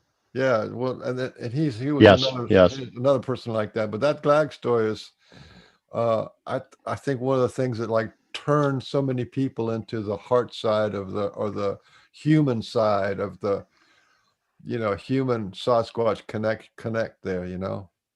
That's one of That's the yeah, reasons I pushed so hard to get yeah. Kevin to actually record that whole interview and get that out because he wanted to just tell me. He didn't want it to be public. And I thought about it for a Well, you couple know of what? We days. I would got be on. back to him and I said, you're going to be probably put in danger by doing this, but I actually think it's really important for you to put this out. And here's why. Look at the relationship you had with your friend Glag. Now, how many times are people going to shoot at friends like your friend Glag because they think they're monsters? People need to be aware that these guys are not monsters. And that's, your story is a spectacular way to let them know that. And it's really important, I think, for the Sasquatch people and humans for us to be aware they're not some weird freaking monster running around the woods or something. Okay. And that Kevin finally came around and agreed that, yeah, that is a message that needs to go out. And the reason he didn't want to tell it is because he didn't think anybody wanted to hear it. I mean, that was when everybody Yeah, was still doing the clickbait terror in the woods. Bigfoot ate my Winnebago and, threw my dog down the chimney or whatever. And it was all yeah, about trying to top the next guy with the next horrifying Bigfoot story, whether he had to make it up or not. And so he just figured, yeah, people didn't want to hear it. They wouldn't believe it anyway. And I said, well, they need to hear it and they will believe you. Because I just listened to you tell me this whole story and I believe it. I can tell you're not bullshitting and that'll come through. yeah. So, Sincerity comes through. Absolutely, yeah. for sure. And the Yeah. other thing is So, the breadth of detail and the amount of information. Don't forget, he did a Glag chat every week for over a year after we turned that show out. And anybody could get on there and ask him any question they wanted to, and he would answer their question. Now, if you had to remember a 5 year long story and keep all of those details straight and remember it for a year for anybody randomly asking you any question about it, what do you think the chances are you'd be able to pull that off if it wasn't true? true. Well, you know what, Duke? I know you probably said this story a million times, but if you would honor the Pork and Bean Show, because you know what, I know the name. I think I know a little bit of the particulars of the story, but I don't really know the story that well myself. So if Well, you the wouldn't short mind version sharing is it, we nine would hours we would long. love to hear it. The short It version is it nine is? hours long. He spent 5 years with Oh, Glag. He first ran into him when he was 15 years old. He was out deer hunting. Glag was a starving orphan. Kevin shot a deer, and he stayed out there that night because he didn't have time to drag it back into town before dark, blah, blah, blah. So he just crawled up in his deer stand and went to sleep. In the middle of the night, he noticed somebody was trying to grab his deer, and he wasn't too happy about that. So he figured the culprit was unaware that he was actually, not that far away, 30 feet up in a tree on a deer stand sleeping. So he went and crawled down and went running through the snow to get the deer bandit to get away from his deer. And when he got close enough to see that it wasn't a regular person, swiftly turned around and ran back up the deer stand. Well, I then spent the next couple of days actually giving this little guy pieces of the deer, and then finally lured him right up to the campfire and got to know him. And it turned out he was an orphan. And the next few times that they met, he was trying to establish communication with him and teach him basic words and concepts in English so they could communicate. And then he pretty much spent as much time as he possibly could out in the woods with them over the next 5 years, pretty much every weekend. And whatever free time he had, he was out in the woods hanging out with his buddy Glag. And there's a whole series of adventures and escapades in 5 years worth. So, like I said, if you guys haven't yeah. heard it, 9 hours, 9 hours is the short version. And I'm actually Let in the me let me process ask you. of rebooting it right now because when we recorded it, Let me we let me ask had sound problems. So I'm redoing all the sound. let me ask you a couple specifics that I think I under, that I think I. So Glag, uh, when he was a kid, he didn't have some of the abilities that some of the older ones do, like cloaking. Is this true? He didn't have some Didn't of have the any abilities. paranormal. Kevin, He didn't Kevin know that he never had them, but but he Kevin never developed them admitted over having time, any right? paranormal abilities whatsoever during the 5 years they were together. But he does now. I don't know. Oh, Kevin's dead. Glag's still alive. I don't know if Glag's got any paranormal abilities now or not, other than mine. oh, well, you know what? I must have I must have maybe read the story wrong, or maybe it's a different story. I thought that Glag didn't have any when he was very young, and then he developed them over time. But no, okay, He sorry. may have them now, but we have no way of knowing that. Kevin was only briefly in contact with him one more time, which was 2019 when he was up here. And then spring of this year, they rubbed him out, made for it, so he's dead. They did what? You're saying that they killed him? Yes, that's absolutely what I'm saying. It was a targeted hit. They threatened him multiple times, and they just tried to send a goon squad to assassinate him with rifles about 2 weeks before. You're Well, talking it you're was- talking And they it about was threatened all to Glag? You're kill talking him about Glag or and chase their ass off the property. That was in Arkansas. Glag's up here in the Pac West, dude. oh, so they actually targeted they targeted that man and because Oh I yeah. thought there After was he something. was up here with our team getting doing the Bigfoot research, we gathered up. We found a Bigfoot grave, and we gathered up a couple of mittfuls of hair, which I was not involved in. And yeah, they showed up, stuck a gun in his face, and took the hair samples away from him. And then they had already tracked down the guy working in a lab that he had shared the hair samples with, that was doing the DNA study on him, fired his ass, made sure he'd never be able to work at a DNA lab again. They also threatened to kill his family. Well, people need to know this, you know, that the Kevin black mentioned it the ops last people are time he was playing on the show. hardball.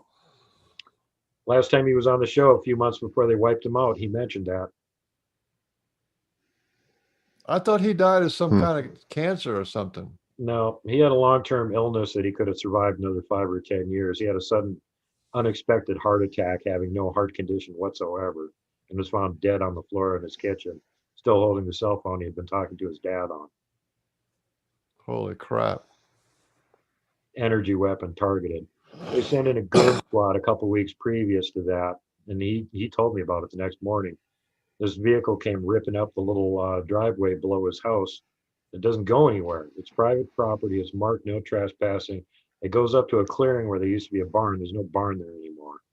So about half hour after dark, this happens. He gets all kinds of curious, grabs his flashlight, straps his pistol on, goes over and opens the door. As he opens the door, he hears what he thinks is an explosion, people screaming, and the vehicle peeling out. So he goes and runs down to the road as fast as he can. He can't move all that fast. So he got a look at it. He got the flashlight on him as it went past. It was an old ramshackle pickup truck. Had one guy driving in front, three goons in the back with rifles, panicking and screaming. And the passenger door was smashed in, like it had been hit by a boulder or something. So the next day when he talked to the Bigfoot clan about it, they told him that, yeah, they caught him up there. They had bad intentions. They were going to hurt him. So as soon as they got out of the vehicle, they smashed the door so they couldn't get back in again. And then they jumped into the back of the truck and got the driver to peel out and get him the hell out of there before something else happened to him. But since they couldn't get snipers close enough to kill him, they used directed energy weapon on him a couple of weeks later, would be my guess. Wow. That's you know, that's the dark side of Sasquatch, you know, and I hope that all the researchers and all the people who are doing podcasts and all that, I hope they understand that this is going on and it has to be part of the mix, that this psychopathic weirdness of trying to kill Sasquatch, especially Sasquatch that are famous, you know, that has a lot of that have a lot of traction. It's just you know, a shame on humanity, really. The sick and disgusting, twisted lunatics that are working for the Luciferian globalist cabal, period. I have to agree with that one. Yep. And look, Yep. that isn't an isolated case. You don't hear about most of the cases because everybody shuts up. Yeah, they But don't want to talk about it because they're afraid of dying. Some of us don't give a shit. yeah, and Well, I mean, hey, that's kind of what happened to Mike Patterson too. Is he got infiltrated, and there was people crawling around in the CIA, and they have people who dedicated their lives to ruin his reputation. And oh man, what a mess that was! Just because he was one of the first ones who came out there and talked about mind speak and some little tricks that they do. And Yep. I don't know. Yep. I'd have to say, if you're involved in this research and you don't know anybody that's had a run-in with them or been threatened at some point, then maybe you're not hanging around with real researchers. Because I've had a lot of guests on my show threatened before and after the fact for even being on the show. For just being on your show, well, that's because you got like a top 10 show. Well, it's because I showed the evidence. Luckily for Pork and Beans, difference, we're the bottom feeders of the They're not worried about you going on some show and telling a tall tale. You have no evidence for it. But when you go on a show and you show the evidence, which is what my show does, that's a problem.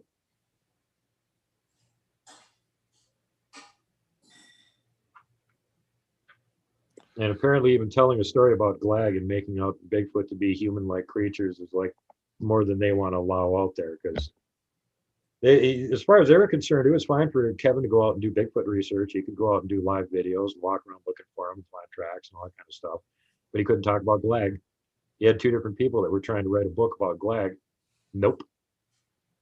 And what a movie that would have made too. He had some compelling, awesome, epic adventures. When he talked about being in the tree and Glag was going to go off and fight some other Sasquatch, and it broke his arm or something, and that was just like one of the most compelling stories I've ever heard in my life. And yanked his arm out of the socket trying to run him up the tree so fast and didn't realize that humans aren't built like Sasquatch. If you grab us by the arm and try and pick us up, our arm comes off. Yeah, but I mean, that's what a story. And I mean, who in there ever would ever come up with that? That was, but it was like made for a movie, because this is an epic adventure of essentially the born free of the Sasquatch world is what it would be like. Yeah. No, I totally agree with you, but you can't. First of all, they'd never allow Hollywood to actually make a movie like that because it portrays them not as monsters but as people. And Harry and the Hendersons is fiction. This is, they're not going to allow it. Yeah. How would you, if what was this fellow's name again? Kevin Lang. If you were gonna, you've obviously know Kevin, or you did know Kevin quite well or whatever. If you were going to, well, he's not alive to say it for himself, so I guess you can put words in his mouth if you feel comfortable. If Kevin was going to describe in one sentence his relationship with Clag or his Sasquatch friend, what do you think he would say? He's already said it before. I can give it to you word for word. He's my best buddy. There you go. In other words, kind of like family, right? No, beyond family. Yeah. Glag was literally his best friend. Yeah. He didn't get along with his brothers very well. He wouldn't count those as like more important than Glag's. A couple of them he didn't want to have anything to do with. Glag was. Well, I'm using family in the term, like the. Right. I'm not talking about directly with him, but like people think, because you have to put up with who you're related to. You don't get to pick your family. You get to pick your family. Glag was his best friend. Yeah. Amazing. Yeah, that's a beautiful, beautiful thing. No, Glag's a big boy now. He grew considerably larger from the last time Kevin saw him until 2019. So he hasn't got too much to worry about at this point. How long ago was all this going on? 20 years ago when he was? Oh God, no, 35. Having his 35 years ago. Yeah, amazing. And I know what I wanted to ask you. Did Kevin ever say or figure out why was Glag interested in me as a kid because there were other kids around there playing, right? I remember that. But Yeah. the Glag would never come around. It was some kind of pit or something. Glag would never come around when the other kids were there. Eventually, I think one kid saw him or something. But what does No, he you must be think? thinking of What? another story. Kevin kept Glag out in the woods where no one would find him, but as soon as his brothers got curious and decided to trail him and see where he was going to, he immediately moved Glag somewhere else so they couldn't find him again. They were too close to town. Oh, Conservation and forestry guys wandering around the area too, and he didn't want them to find him. Glag was in oh, Oregon okay. because his parents had been killed by junk hunters who were arrested and hauled off for it. Right. That's how he Okay. ended up I'm sorry. I must. because Glag couldn't feed himself. He was too little. He was just a toddler. He was barely any bigger than Kevin was. And you know, if you're barely any bigger than a 15-year-old human, you're really little. He was like, 5, 6 years old basically. So he didn't have the skills he needed to take care of himself yet. He probably got rid of all the bunny rabbits and grouse in the area he was in, but he wasn't keeping himself very well fed. So at the point where he made friends with Kevin, Kevin started realizing this little guy ain't got nobody else to take care of him. I'm pretty sure that his parents are the ones that got killed, and that's why he's hanging around with me. I need to start feeding him. So the Yeah. first year or two he was hanging around him, he did a lot of supplementary feeding with them until he got big enough apparently to be able to catch his own deer and stuff. He had a problem. Right. Now, was Clag the story where eventually he met a mate and then he didn't see him much after that? Yep. That's Yeah, that's he's that still story. with her. He Okay. still had her with him when he met Kevin up here in Montana in 2019. Plus, he's got 2 sons, and one of his sons has a newborn because he was just a little guy. Kevin said he was only like 3.5, 4 feet tall, so he had to be really little. And he didn't get to see the little lady very well because apparently in between, she never did trust humans very much. And in between when him and Glag parted ways and last summer, she's apparently been shot twice, again, by idiot humans who think Bigfoot are monsters and shoot first and ask questions later. So she wouldn't get very close. Yeah. We got to see both the sons. He said both Glag's sons were in the 10-foot range, and Glag actually named one of them after him. But he was very happy to meet Glag the him. second. Glag the second. Glag No, the he second. named Yeah. one after Kevin. Oh, after Kevin. His first son is named after Kevin. Oh my God. Like I Well, that's said, pretty. they were best friends. That's a good connection. Yeah. So, as Kevin described, like what's it like being friends with a Sasquatch kid or whatever? Was it any different than any other kid other than they had to learn how to communicate a little bit? I mean, what does he see? Doesn't really What are sound they like like? that. There were the oddities you would expect just because the differences and abilities and whatnot. But like when they went swimming, every time he'd take his clothes off, Glag would laugh at him because he didn't have any hair. When they wanted to go somewhere and Glag was getting impatient because it took Kevin too long to walk somewhere, he'd basically wear Kevin like a backpack. Kevin would just get on his back and put his arms around his shoulders and he couldn't really. After a short period, Glag was too big. He couldn't even get his hands to link around his neck. And then Glag would take off Wow. at full speed, and occasionally Kevin would bounce off and go flying, which Glag thought was hilarious. And then when he got even bigger, he would just, carry him like a baby. If Kevin was getting tired or was taking too long to walk somewhere, he just put him in one arm basically and carry him like a baby. And then he could run 35, 45 miles an hour, and they could get there faster. So it was basically almost like just a regular relationship, except that this guy had like big time strength or whatever. And one was a Bigfoot. Other than that, pretty much just like regular friends hanging out. Go exploring caves. But did you ever? This area. Let's go down here and go swimming. Let's do this. Let's do that. What kids do. Did you ever get like really deep into it, like as far as like their morals, their character, what they like, like how did he see the differences in between them and like us, regular human? Like, were they more moral? Were they more? What were they concerned with? What were they?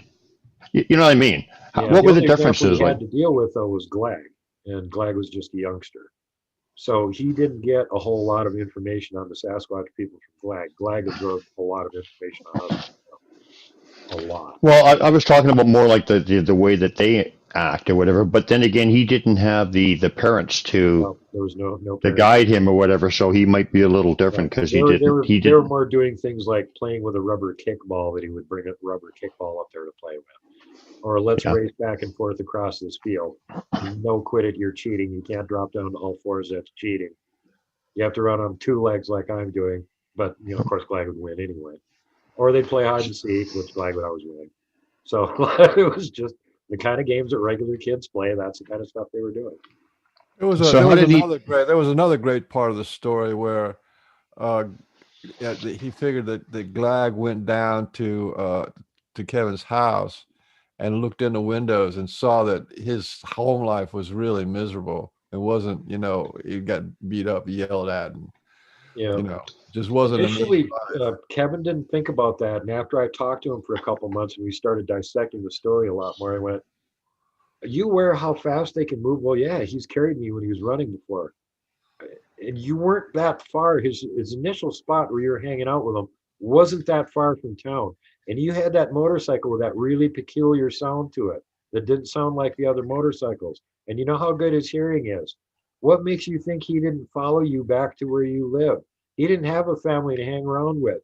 You'd disappear for days or a week at a time, and he might have been worried about you and wondering what was going on. And where did you actually live? You don't think he followed you back at some point? And then Kevin just kind of went, oh God, that explains everything.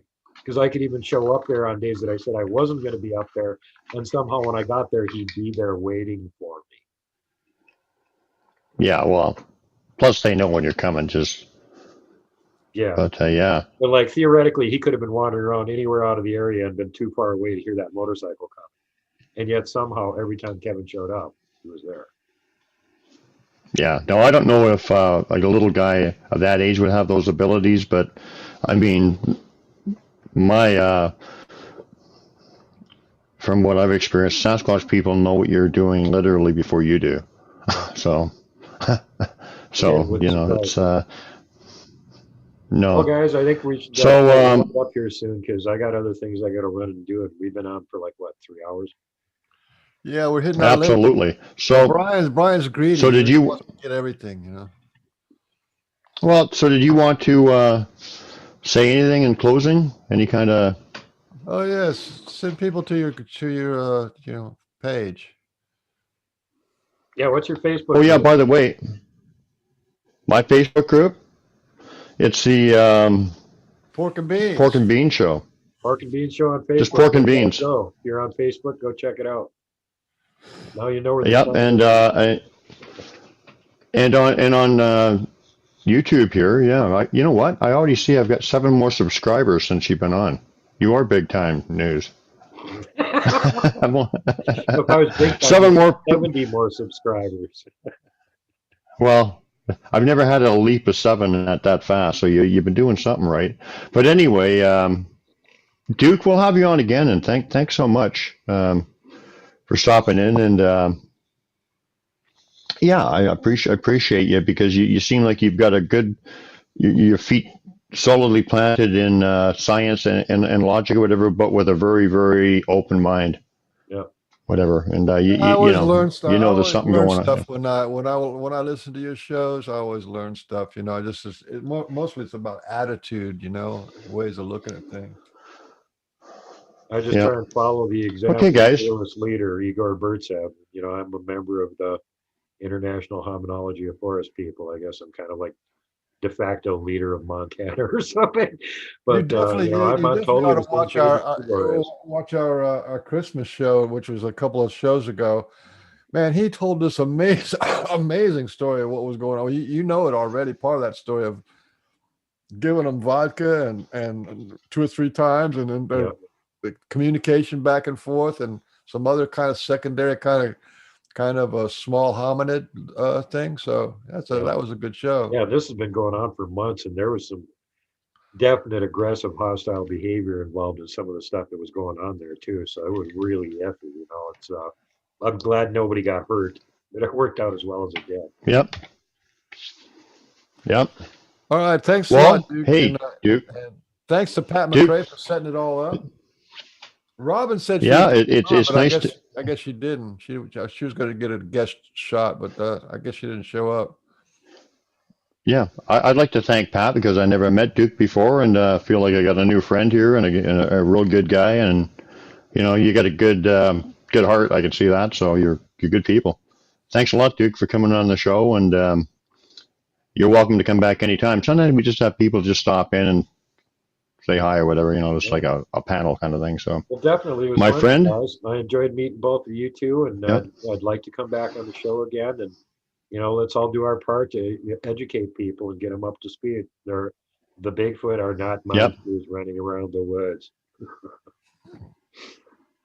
no, no, no, no, no, no. We're the monsters. Yeah, If you want to see we're the the evil monsters, monsters. We have the just movie. check. Yeah, yeah.